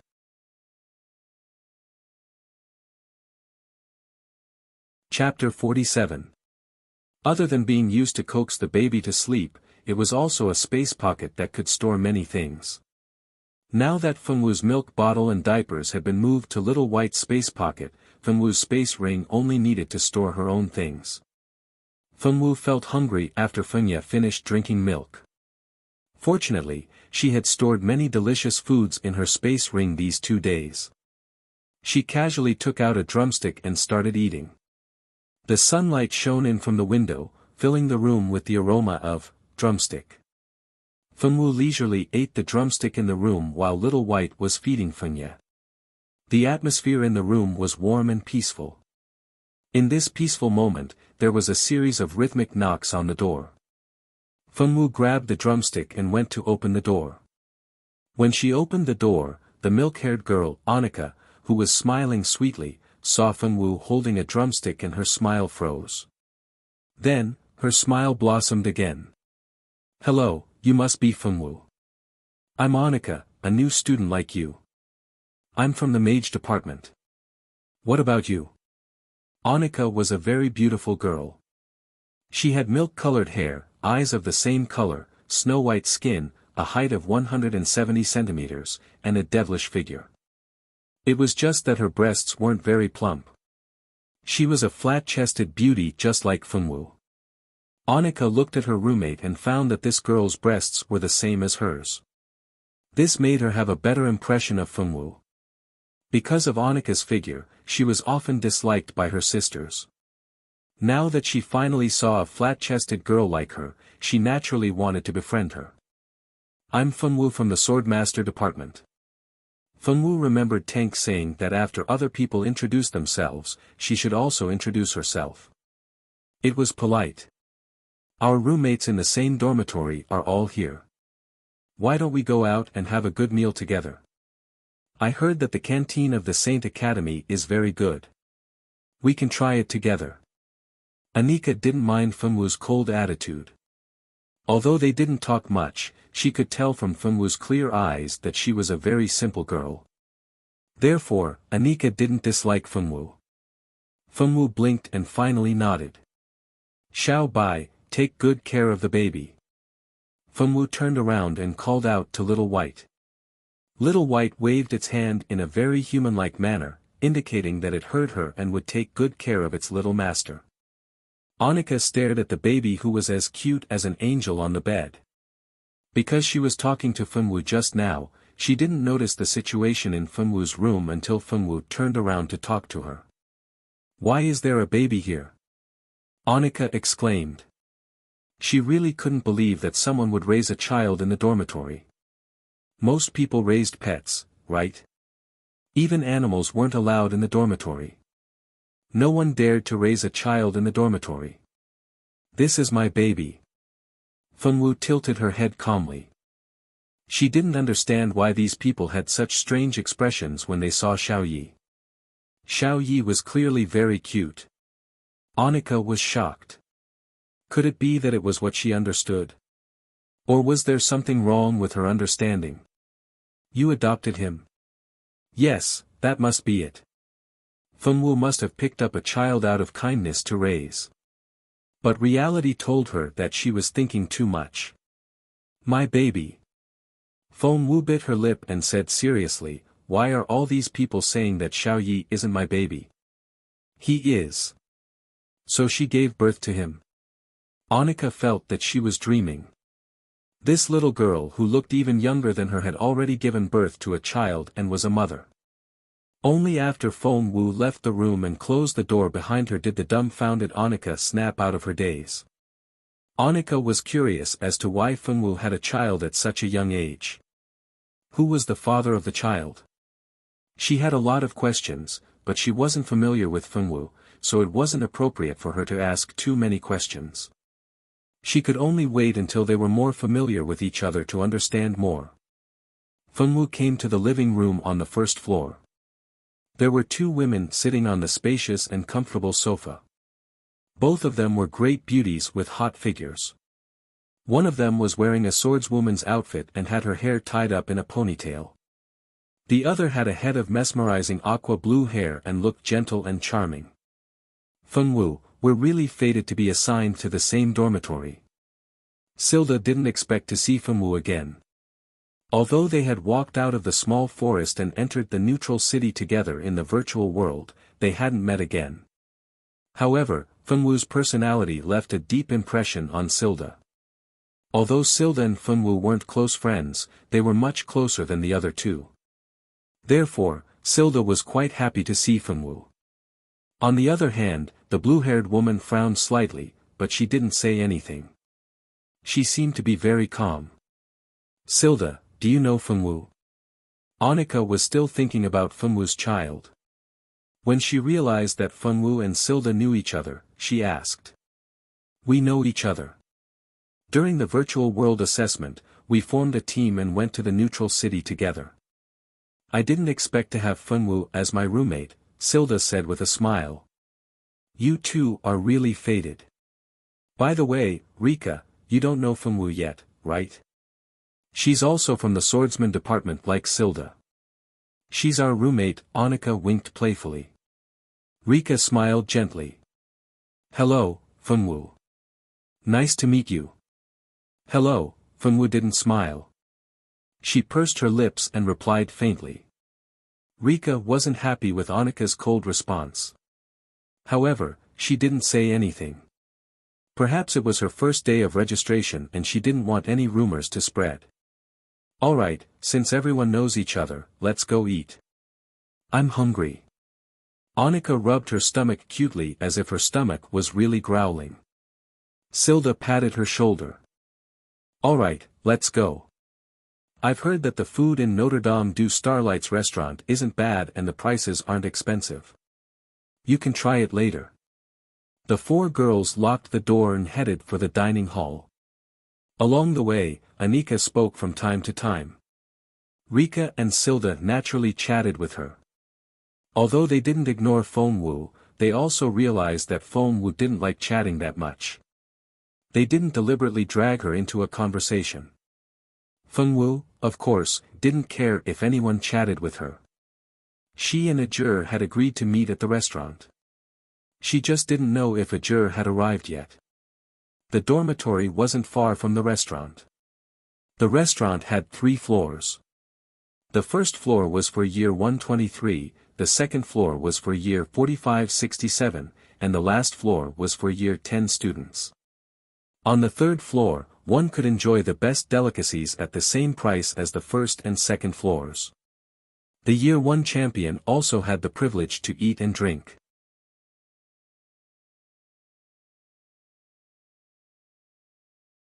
Chapter 48. After paying, Fenwu and Zilda lined up to receive their meals. The meals in the cafeteria were also divided into 3 levels, A, B, C, and C. Meal A was naturally the best. There were meat, vegetables, soup, and fruits, and it was very sumptuous. However, one serving of meal A cost 2 silver coins. Although it was already very cheap for well-off families, it was too expensive for commoners to eat meal A at 2 silver coins. Meal B cost 1 silver coin. The amount and quality of the meat in meal B couldn't be compared to meal A. Although the quality was lower, there was still a lot to eat. There was also the most popular meal C, which cost 20 copper coins per serving. Compared to meal A and meal B, it was very cheap. Those who ordered meal C were those from poor families. Notre Dame du Starlight had always paid attention to the quality of its students. For those from poor families, they could receive a living allowance of 2 gold coins per month. Of course, if they didn't want to eat in the cafeteria, they could also buy their own food and cook in the dormitory. The school only provided lunch and dinner, but not breakfast. If they wanted to eat breakfast, they could buy it at the school gate. Outside of Notre Dame du Starlight, there were many restaurants and breakfast restaurants. These people opened their shops here to do business with the students. The meals on the first and second floors were refreshed every day, but the set meals were the same for everyone. Only the third floor used the buffet model. Today was the first time that Dorm 302 had a meal together. Although they were eating in the student cafeteria, everyone still needed to have a serving of meal A. Of the 4 girls in the dormitory, only Fenwu wasn't considered a noble. Originally, Fengwu was also a noble, but because of the matter of her giving birth to a child out of wedlock, she had been driven out of her family. Now, her name might not even be on the family tree. After the four of them lined up to receive their meals, they casually found an empty table and sat down. Right now, most of the people in the cafeteria were seniors. Fengwu and the others hadn't changed into their school uniforms yet, so they were quite conspicuous on the first floor. Of course, there were many other freshmen who hadn't changed into their school uniforms yet. Although they were quite conspicuous without their uniforms, they didn't attract too much attention. Did you hear? Freshmen have to earn their own living expenses for a year. The school will only give us 2 gold coins per month. We also have to find jobs in the city and then have the boss of the restaurant we work for give us a grade. If our grades are too low, we will have to continue working for the second year. I really don't understand why the Sacred Academy arranged this. We are here to study, not to find a job. Annika cut a small piece of steak. She felt terrible when she thought of the hard work for the next year. I heard about it too. I heard that it's a tradition. Every year's freshmen go through this. However, we don't have to work for a year. As long as we can earn a year's worth of living expenses, we don't have to work for the rest of the year. All we have to do is to attend classes. She was a swordsman, so she could register in the Swordsman Association and then accept missions to earn gold coins. Unlike mages, whose strength was generally lower in the early stages, it would be more difficult for mages to earn money by themselves if they wanted to do so.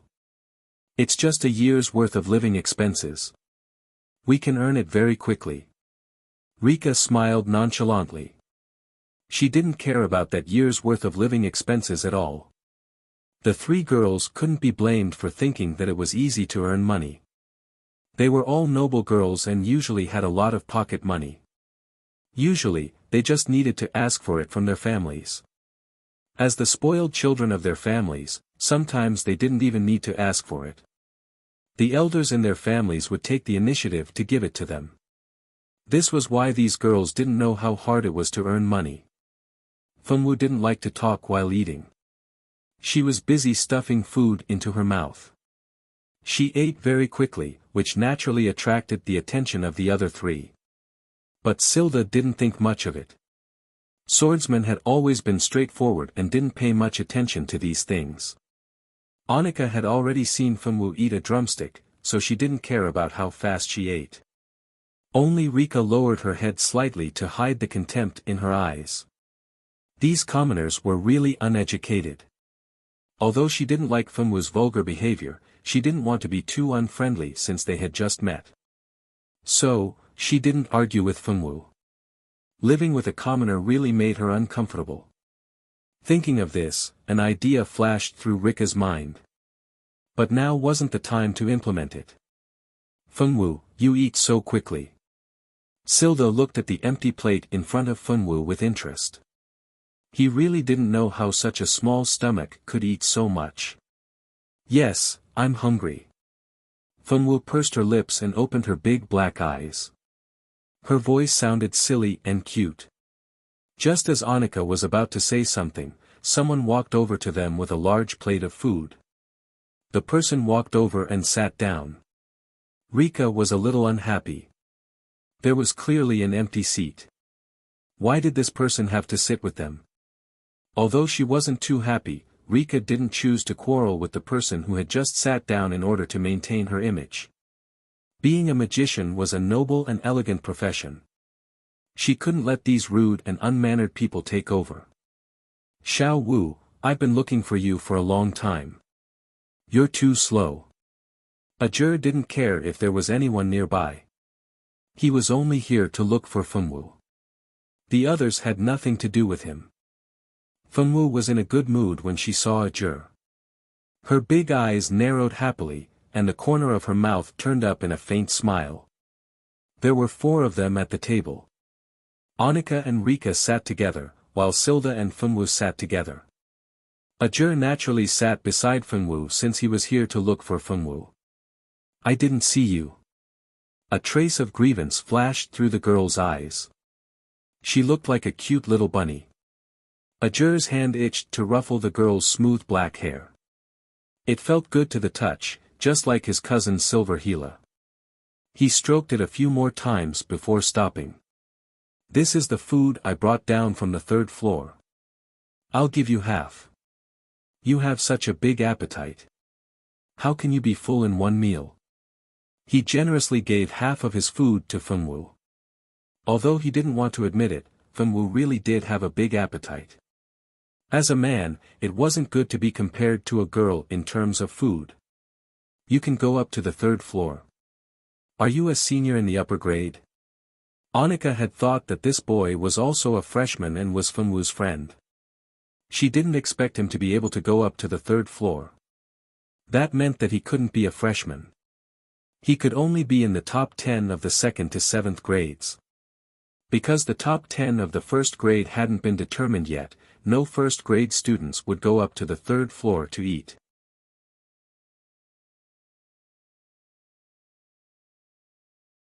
Chapter 49. Rika, who hadn't thought much of it at first, suddenly realized something when she heard the words 3rd floor. Her eyes, which were originally not intending to look at the 3rd floor, subtly moved over. Next to Fengwu sat a young man in a fiery red magician's robe. The young man's facial features were exquisite and beautiful. His fiery red short hair seemed to have a life of its own, and his red eyes seemed to contain a powerful life force. Anyone who looked at him would feel that he was extraordinary. Ajur didn't really want to talk to anyone other than Fengwu, but when he thought about how Fengwu would be living with these girls in the future, he decided to lower his status for once for Fengwu's sake and talk to these girls. Like you, I'm also a freshman, Ajur said with a raised eyebrow. Then how did you get up to the 3rd floor? Even Silda was curious. I defeated the 2nd year's first seat and proved my strength. From today onwards, I'm automatically the 1st year's first seat. Naturally, I can eat as much as I want on the 3rd floor. He nonchalantly picked up a large piece of barbecued meat. The food on the 3rd floor was indeed delicious. If it weren't for the fact that he wanted Fengwu to eat her fill, he wouldn't have bothered to fight for first seat. It was so troublesome. Wow! You're amazing! Annika and Silda cried out in surprise. Even Rika's eyes flashed with an unknown emotion. It's all right. Ajur had never known the meaning of modesty. He dared to accept anyone's praise. Oh, right. You still don't know our names. We're Fengwu's roommates. This is Silda, this is Rika, and I'm Annika. What's your name? Annika was a talkative girl. She felt that Fengwu's friend was very interesting. I'm Ajur. Are you a magician or a swordsman? Silda asked. Of course it's the mage element. Ajur's expression changed as he thought of something. Thinking of the few guys who usually didn't get along with him, he didn't know if they were here yet. If it wasn't for the fact that he had to go to Notre Dame du Starlight to learn how to control his power, he didn't want to come here and have any interaction with those guys. You're a mage, so are Rika and I. Maybe we'll be in the same class. Annie was very happy to know such a strong person. She thought about how she would be able to tell the people next to her that she knew this New Year's teacher. She would be able to gain a lot of face then. You're right. We'll all be in the same faction in the future, so please take care of me. Rika smiled, and her smile was filled with the confidence of a noble girl. Ajur didn't have any feelings towards Fengwu's roommates. As long as they didn't harm Fengwu, everything else was fine. If we're really in the same class, I'll definitely take care of you. Who would want to be in the same class as you? From the moment he entered the school, he was destined to not be in the normal class. Those who could be in the same class as him were the top 30 freshmen. Fengwu's 2 roommates were obviously not in this list. Ajur had never liked women. Although he was a little more amiable to these girls for Fengwu's sake, it couldn't hide the fact that he didn't like women. If he were to be in the same class as them, he would be annoyed to death. Fengwu didn't say anything. She was eating the food Ajur gave her. The food on the third floor tasted much better than the first floor. Moreover, it was rich in manna. Fengwu was very satisfied with the food on the third floor. After eating, Ajur didn't stay with Fengwu. After bidding farewell to Fengwu, he returned to his dorm alone. Fengwu and the others naturally returned to room 302 together. After a morning of registration, there was a welcoming party in the afternoon. It was an event organized by the school to welcome the freshmen. The welcoming party didn't have any meaning. It was mainly a speech by the school's leaders. Then, the senior representative would come out to welcome the juniors. Then, the freshman representative would give a speech. This freshman representative, needless to say, was definitely Zicheng, who got the holy magic book and entered the school first. After attending the welcoming party, Fengwu's new life could be considered to have begun. She kissed her baby and fell asleep sweetly. Classes would start tomorrow. The night passed. Facing the morning sun, Fengwu woke up to little Baozi crying. Not long after little Baozi started crying, he was held in little White's arms. Little White skillfully changed little Baozi's diaper and then fed him milk. Little White always seemed to have an inexhaustible supply of spiritual milk. Little Baozi liked to drink it very much. Because little Baozi found his favorite source of milk, Fengwu finally didn't have to feed little Baozi milk anymore. After getting up and washing up, she changed into the school uniform. She combed her hair and let it down to her waist. Then, she put on a beautiful pink crystal hair clip. A cute little black-haired loli appeared in the mirror. Finally, she put on the school emblem and finally took care of herself. The school didn't provide breakfast, so Little White had already made a delicious breakfast in the kitchen before Fengwu woke up. There was meat porridge, omelets, fried noodles, and youtiao. There was also spiritual milk that she didn't know where it came from. She didn't know if it was the same as what little Baozi drank. Fengwu tidied herself up and made the bed. Then, she brought Little White and little Baozi downstairs to eat breakfast. There was no one downstairs, probably because no one had woken up yet. Fengwu had a habit of waking up early when she was at Mount Yuehua. In addition, little Baozi needed to drink milk every morning, so he would naturally wake up when it was time. After going downstairs, she casually pulled out a chair and sat at the dining table. Little White diligently helped Fengwu fill a big bowl with porridge. Then, he carried little Baozi and sat on the sofa to play with him. Fengwu was very satisfied with Little White. Not only did he know how to take care of children, he also knew how to cook. He was as good as Auntie Lien. Because of Little White's ability, Fengwu liked Little White more and more. Ha! Waking up so early in the morning, I feel like I didn't sleep for long. She yawned and casually went downstairs with a long sword. She was wearing the same school uniform as Fengwu. Her hair was tied up in a ponytail and she looked like she just woke up. Wow, it smells so good. Did someone wake up to make breakfast? Anika had also just woken up, but she looked much more energetic than Silda. Her hair was tied up in a long braid and draped over her back. The last one to come out of the room was Rika. Because everyone had classes around the same time, other than Fengwu who had a habit of waking up early, everyone else woke up around the same time. Fengwu, did you make this? Rika didn't find it strange. In her eyes, commoners all had these skills. If she could make breakfast in the future, it wouldn't be unacceptable for her to stay in this dormitory. Little White made it, Fengwu said as she ate the porridge in her bowl and looked at the three people coming downstairs. Who's Little White? Anika asked curiously. She didn't remember anyone called Little White living here.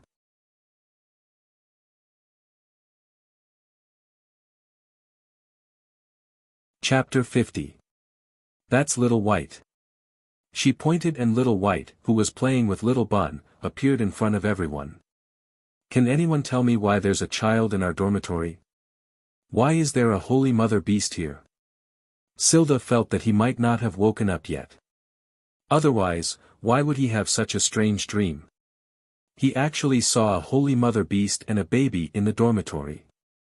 That baby seems to be Fengwu's child. The mother beast is taking care of the child, Anika said weakly. She still couldn't believe that the child was really Fengwu's child. Fengwu, is what Anika said true? You don't have any self-respect. You even have a child at such a young age. Rika didn't like commoners to begin with. Furthermore, she found out that Fengwu had a child at such a young age, so she didn't want to maintain her image anymore. She felt uncomfortable when she thought about how she would have to live with a woman who had a child and had a messy private life in the future. Fengwu wasn't a child who was good with words. When she was attacked by Rika, she only bit her lips and didn't say anything. Rika, you don't know anything. Don't you think it's too much to talk about Fengwu like that? Silda, who had teamed up with Fengwu before, was on Fengwu's side at this moment. Humph. Rika didn't say anything else, but her expression didn't look too good. Fengwu didn't know why Rika was so angry. She didn't understand what Rika was angry about. Fengwu wasn't the kind of person who wanted to understand things that she didn't understand.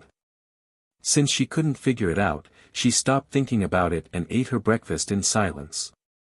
Fengwu's breakfast was naturally prepared according to Fengwu's appetite. She didn't prepare a portion for the other 3 people in the dormitory. After all, Fengwu was his master's mother. Little White felt that his little master loved his little mother a lot. Little White thought that it was fine for him to take care of her, but he didn't want to take care of others. Let's go out for breakfast. I'm so hungry. Let's go. Annika had wanted to ask if Fengwu had any extra breakfast so that she could have some as well, but seeing Rika's attitude, she naturally didn't say anything. After Rika left, Silda pursed his lips. Fengwu, why didn't you reply to Rika just now? She's so mean, you can't bear it. This Notre Dame du Starlight is not a paradise without disputes. You have to learn to protect yourself. Silda didn't want Fengwu to get hurt. Although she had only teamed up with Fengwu for a few days, she had a deep impression of the girl's naivety. Okay, got it. Fengwu could feel Silda's kindness. She nodded and continued eating. Silda sighed, told her not to be late, and went out to buy breakfast. Fengwu was the only one left in the dorm to eat breakfast in silence. Fengwu didn't really care about eating alone. For a foodie like her, it was fine as long as there was something to eat. Although Fengwu was naive, it didn't mean that she couldn't feel the malice of others. That Rika didn't like her. Fengwu didn't know why Rika hated her, but she didn't care. After breakfast, Fengwu asked Little White to take care of Little Bun and went to class.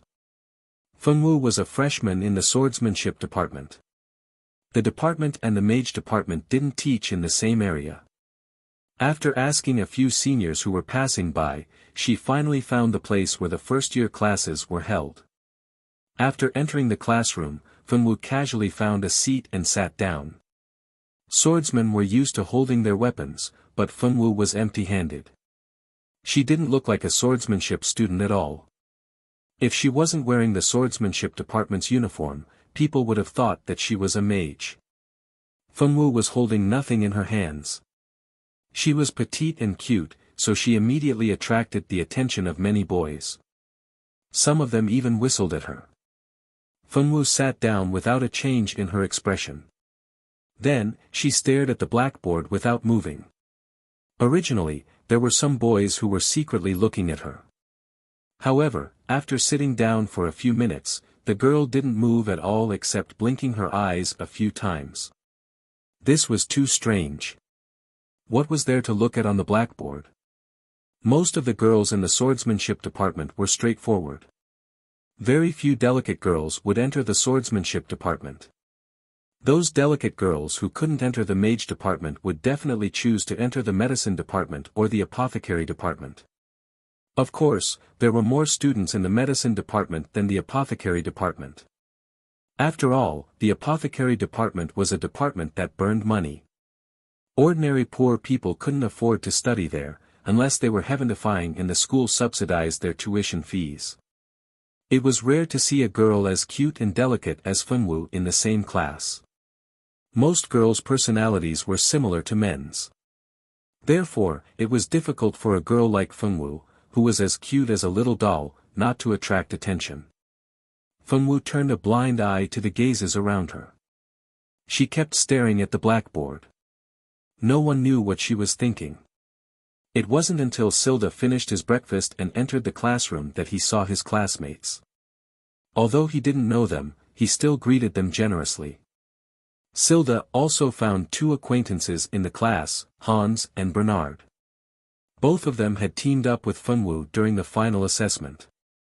They had also noticed Fenwu earlier.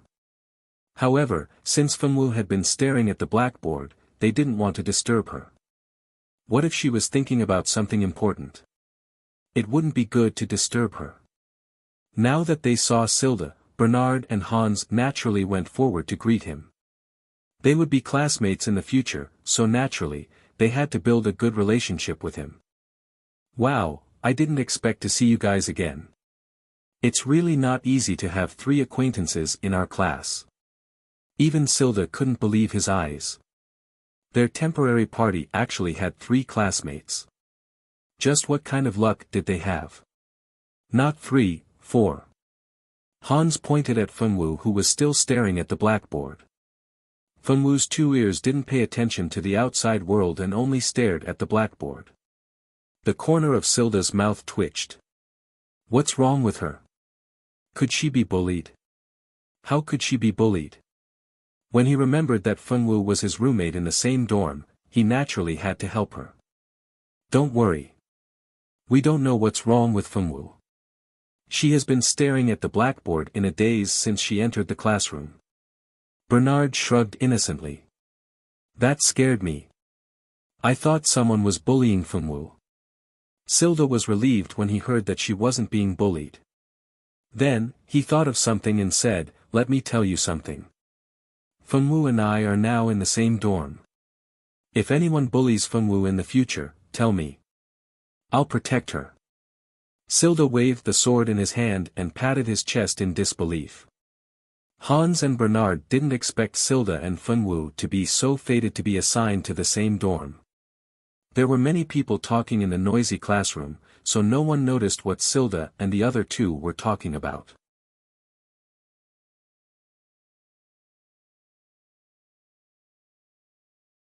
Chapter 51. Compared to Silda and the other 2, Fenwu was more eye-catching. All the students in the class were looking at her curiously.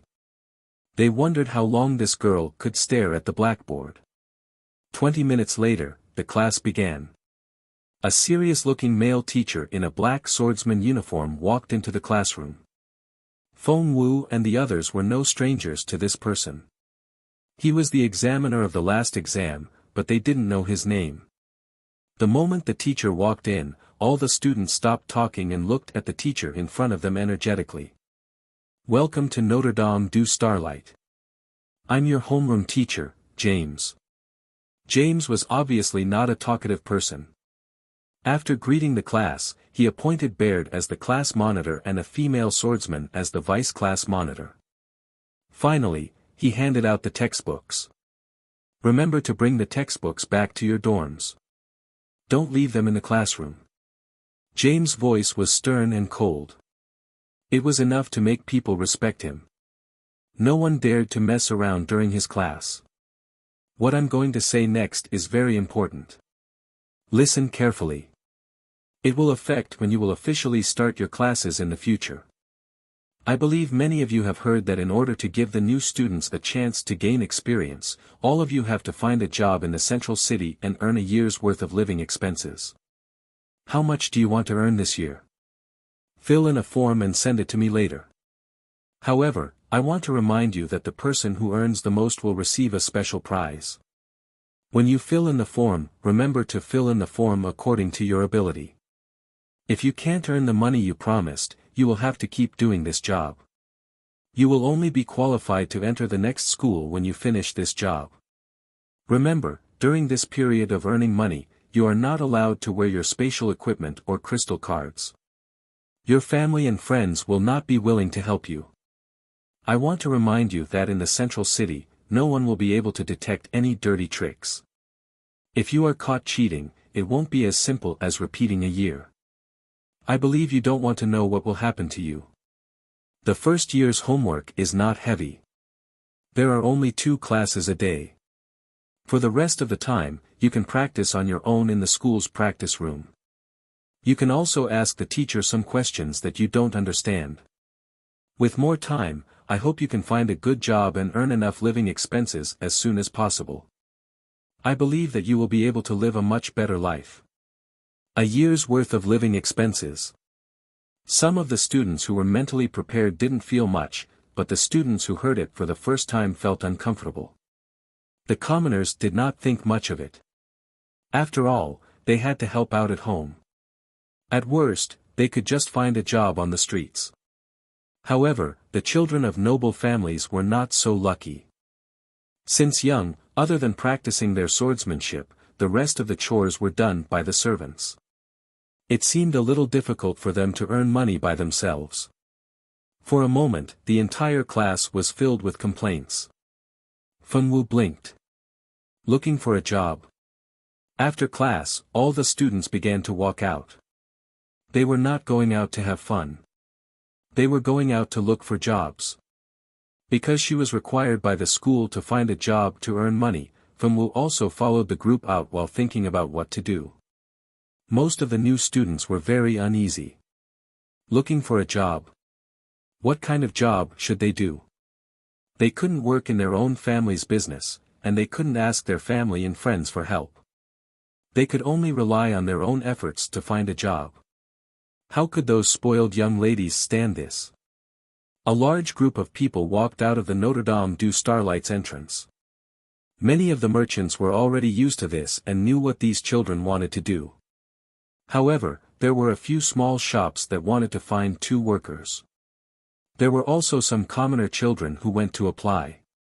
The noble boys and girls were very reserved and somewhat helpless. They didn't know what they could do. Later, these students weren't really that stupid. They thought that they could go to the Adventurers Guild and register as adventurers. This way, they could accept missions and do missions to earn money. Unfortunately, when they went to the Adventurers Guild, they found out that they had to pay to register as an adventurer. They also had to pay a registration fee of 2 gold coins. Now all the new students only had 2 silver coins for living expenses. Even their spatial equipment and crystal cards had been confiscated. Where would they get 2 gold coins? It was impossible to borrow from others. Everyone only had 2 silver coins. If you borrowed from others, wouldn't they be able to live? Fengwu didn't go to the Adventurers Guild. She didn't know what to do right now. Fortunately, not long after she left, a juror found her. Xiao Wu, I finally found you. Have you thought of a way to earn money? I don't want to be a worker. I'm so dirty. Do you want me to rob people? I don't even know if that's against the rules. After a juror found Fengwu, he kept talking to himself. He didn't have any intention of stopping. Even if Fengwu didn't reply from beginning to end, he was still able to talk energetically. The 2 of them passed by a jewelry shop. There was a good show going on in the shop. Darling, can you sell me this ring? A blonde girl with a hot body swayed her slender waist like a water snake and rubbed herself against a fat man who looked like he was rich. Beside the 2 of them was a red-haired girl. The red-haired girl was also followed by a man. This man looked a little old. The 2 women seemed to know each other. They were desperately trying to steal the other party's things. When the 2 pairs of men and women finally left, the boss was overjoyed. He had made a lot of money today. When a juror saw this scene, his eyes lit up. He seemed to have a wonderful idea. Xiao Wu, wait here obediently. I have a good way to earn money. After confirming that Fengwu wouldn't run around, a juror entered the jewelry shop. No one knew what he said to the boss. In the end, the boss sent him out with a smile. After leaving the jewelry shop, they went to several shops that sold clothes and magic equipment. When he felt that it was enough, he took Fengwu to eat. After running around, he used the time to eat to tell Fengwu his plan. He had never planned to do it alone. Now that he had found a good way to make money, he naturally wanted to take Fengwu with him. After eating 3 big bowls of noodles, Fengwu nodded her little head and agreed to join. For Fengwu, as long as she didn't do bad things like murder and arson like her master said, other things were nothing. After eating, the two of them found a cheap inn to rest for the night. Early the next morning, they began to look for their own targets. When the two of them went out, they naturally changed their clothes of the Sacred Institute. If people knew that they were students of the Sacred Institute, they might guess something. That wouldn't be good.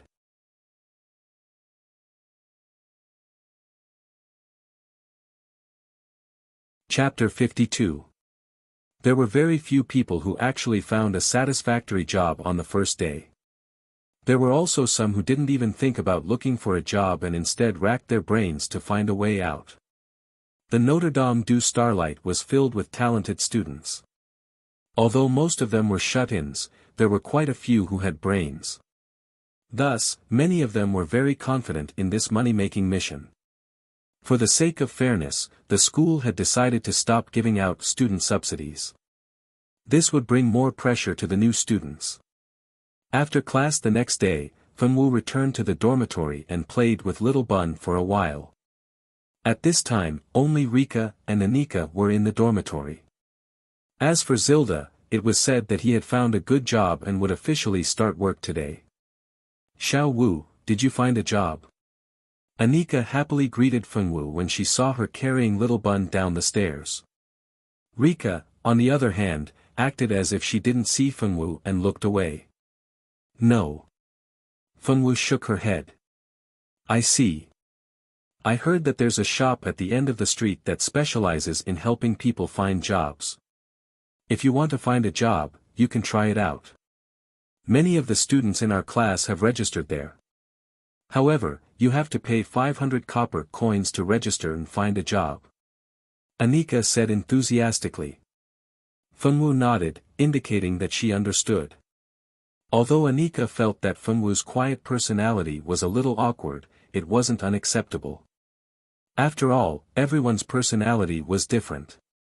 You couldn't expect everyone to be enthusiastic and cheerful. Anika chatted with Fengwu for a while before leaving with Rika. The two of them were mage students and happened to be in the same class. Naturally, their relationship was better. Fengwu stayed in the dormitory and ate lunch made by Little White. There were fried meatballs, barbecued meat, and lettuce salad. Fengwu finished everything in one go before leaving the dormitory.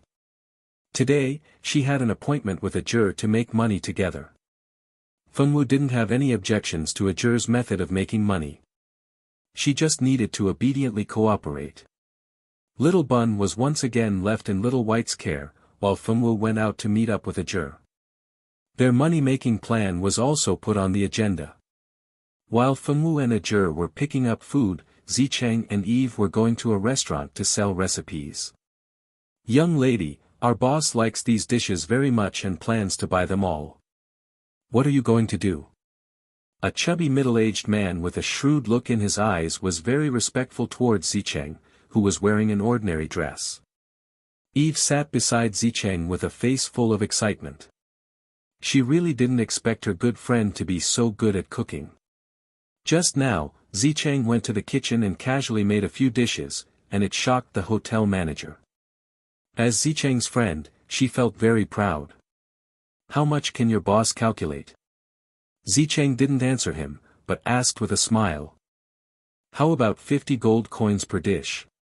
10 dishes will be exactly 500 gold coins. Okay, deal. Zicheng also knew that it was already very good to be able to sell recipes at such a price in this world. Although she wanted to split the price, this was a money-making mission, and she didn't have that much time to wait. Zicheng didn't plan to go to the teacher to complete the mission now. She remembered that the teacher James said that there was a special reward for making the most money. As for that reward, Zicheng still wanted to fight for it. After negotiating with the hotel manager, Zicheng quickly received the money. After teaching the chef step by step, a day had passed. Zicheng's name appeared on the school's money-making mission list, and the amount of money she earned was a shiny 500 gold coins. Now, Zicheng was the only one on the money-making mission list. She was able to earn so much money in 2 days, which shocked the seniors. At this time, Zicheng still didn't know that she was now famous in the school. After teaching the chefs, Zicheng put away the pink crystal card given to her by the hotel manager, and went back to school with Eve in a good mood. Not long after Zicheng left, the hotel manager went to the top floor of the hotel and walked in front of a man in a silver robe. "Master, she has left." Today, the girl named Zicheng came to the store and attracted the attention of his master. If it wasn't for his master's order, that girl wouldn't have been able to sell recipes so smoothly today. The hotel kitchen under his master's name wasn't that easy to enter. Without his master's permission, he didn't have the qualifications to let a stranger in. However, when he thought about the food that girl made, it was indeed very delicious. Moreover, it was a method that didn't exist on the continent. He couldn't help but admire his master's insight. "Okay, in the future, if she comes again, inform me." After the silver-robed man finished speaking, he picked up a book and started reading, no longer paying attention to the manager. The manager didn't dare to have any objections, so he bowed his head and left the room. After leaving the room on the top floor, the manager wiped the sweat off his forehead. His master's aura was getting stronger and stronger. Zicheng earned a lot today, and Fengwu and Ajur didn't idle around either. The two of them didn't look for a job, but were looking for targets. These targets had to be prideful, impulsive, and stupid with a lot of money. Of course, there were many people in the central city who met these conditions. Most of the rich and noble had the common problem of prideful people. Today, Fengwu and Ajur found a few targets that they wanted to target. The two of them had been investigating the habits of their targets, which gold shop they liked to visit, and who their sweetheart was. Just this investigation alone took them a lot of time. Fortunately, Fengwu wasn't a person who liked to complain. She did the work that Ajur asked her to do, even if it was just stalking. Fengwu and the two of them didn't earn a single cent today, but the two of them learned their lesson and didn't stay in the small hotels outside. Although the small hotels were cheap, a night's stay still cost 20 copper coins, and meals were extra. After staying there once, Ajur and Fengwu didn't plan to patronize the hotels again. After a day of stalking, the two of them left the city and entered the forest outside the city. They directly caught some beasts with good meat and picked some wild vegetables. Of course, these wild vegetables were picked by Fengwu. Although this girl knew how to cook dark cuisine, she was very clear about which wild vegetables could be eaten and which couldn't be eaten. Even if she didn't know, those plants that had developed slight intelligence would tell her which ones could be eaten and let her pick them. With Fengwu's help, the two of them picked a lot of edible wild vegetables. Although their space rings were confiscated, they could only buy 2 baskets to carry the wild vegetables. Although they weren't used to it at first, they got used to it after a while.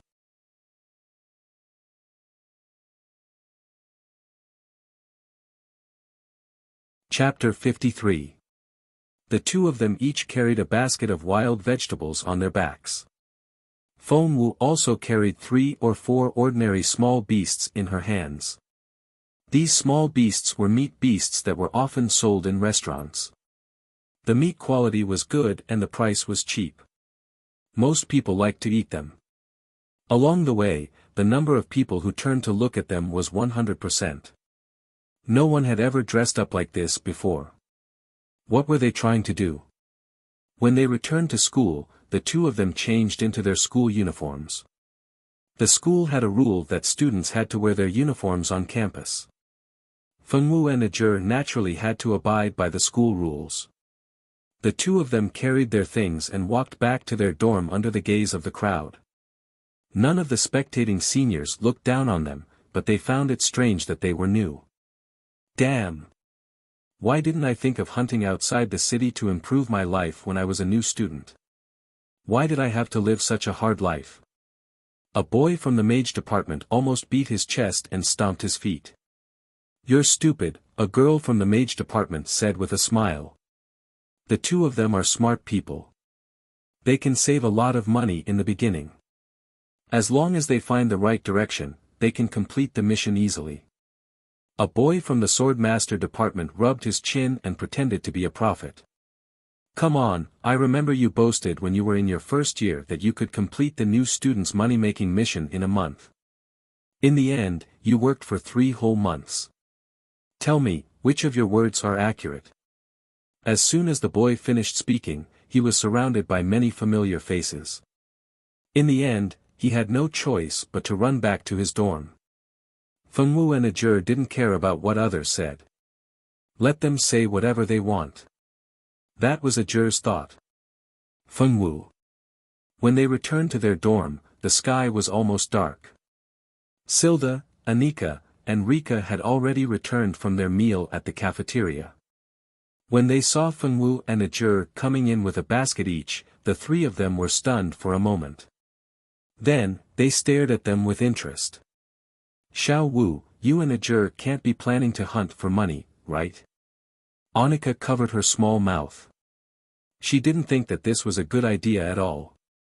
This kind of small beast couldn't be sold for much.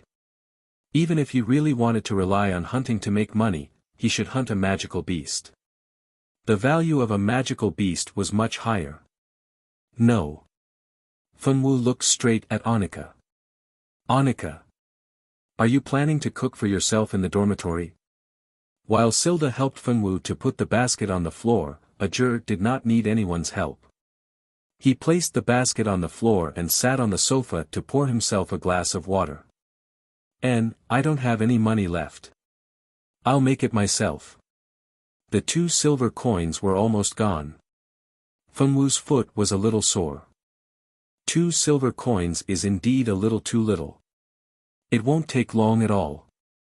I also want to go to the mountains to pick some edible vegetables and fruits. Unfortunately, I don't even know which ones are edible. After saying that, Anika stuck out her tongue cutely and was a little vexed. I do know some, but since I have money coming in today, I don't need to dig for wild vegetables or hunt by myself. Silda smiled proudly. She had earned 10 gold coins in just a few days. This month's living expenses were more than enough. You're earning money so quickly. What kind of job did you find? Rika asked curiously. I formed a small team with some acquaintances to hunt some small low-level magical beasts. We can make some money by selling them. But low-level magical beasts aren't worth much. They're only worth 100 to 200 gold coins. There are 5 people in our team, so after splitting the profits, each person will only get 1 to 20 gold coins. Wow, I really admire you swordsmen. Even if you just entered the school, you're still stronger than mages. We mages can't rely on hunting magical beasts to make money. It would be great if mages could be as strong as swordsmen in the early stages. Mages were very weak. They would only be able to fight swordsmen after reaching level 10. It's your magic that makes money. I heard that some water mages specialize in body care for nobles. They can earn 100 gold coins each time they do it. Silda had seen how those water mages made money. It was really easy to earn money. Forget it. There are too many people in Central City who know me. I can't afford to lose face if they find out that I'm doing full-body treatments for people. Rika shook her head, her expression somewhat ugly. She didn't think this was a good idea at all. Silda pursed his lips. He didn't care about Rika's attitude. However, Anika had an idea. Why don't you use water magic to condense magic water and sell it? Water mage's water has healing properties. A bottle on the street costs 2 gold coins. Let me think about it. Rika didn't really like Anika's suggestion. As a noble lady, it would be embarrassing for her to sell her own magic potion. She didn't know if Anika and Silda were trying to prank her by coming up with these two ideas. Fengwu and Ajur sat for a while before going to the kitchen to cook. They hadn't eaten yet, so they didn't have time to chat. Fengwu was an expert in dark cuisine. Ajur, on the other hand, was only good at barbecuing. Fortunately, although Fengwu's cooking was terrible, she knew how to make food very well. Thus, a meal was prepared under Fengwu's guidance. Ajur really did have a talent for cooking. It was his first time cooking, but the aroma was enough to make one's mouth water. Annika and Silda stared at the kitchen, drooling. They were thinking about sneaking a taste of the food later. Only Rika remained unmoved. She didn't like commoners, so naturally, she wouldn't like Fengwu's cooking. Unfortunately, she forgot one thing. No matter where one was, a chef couldn't be a noble. Didn't she usually eat the food made by commoner chefs? Ignoring Fengwu and Silda, Rika decided to chat with Annika. Annika, have you found a job? I found one. I'm helping some manors nearby. I use wood magic to grow plants and vegetables. I get paid according to the number of times I use it. The income is not bad. Wood and water magic had always been the most profitable of the 5 elements. Although their attack power wasn't high, it was the best way to make money. Of course, the prerequisite was that one had to be able to put down their pride. Magi were all noble. Unless they really couldn't make a living, no magus with a future would do such a thing. The Magi students in the school were born with a sense of superiority. 2 days ago, when they were looking for jobs, they weren't willing to use their magic to make money. One could imagine that as time passed, in order to complete the mission, most Magi would be threatened. After all, if they couldn't complete the mission, they would have to repeat a year. You're tuning in to the Han Li's Wuxia Adventures YouTube channel. We're so grateful for your support, and don't forget to subscribe to join us on this incredible journey through captivating stories. Your generosity through donations truly makes a world of difference, as it's the primary source of revenue that allows me to expand and enhance this channel for you. Thank you from the bottom of my heart for being a part of this adventure.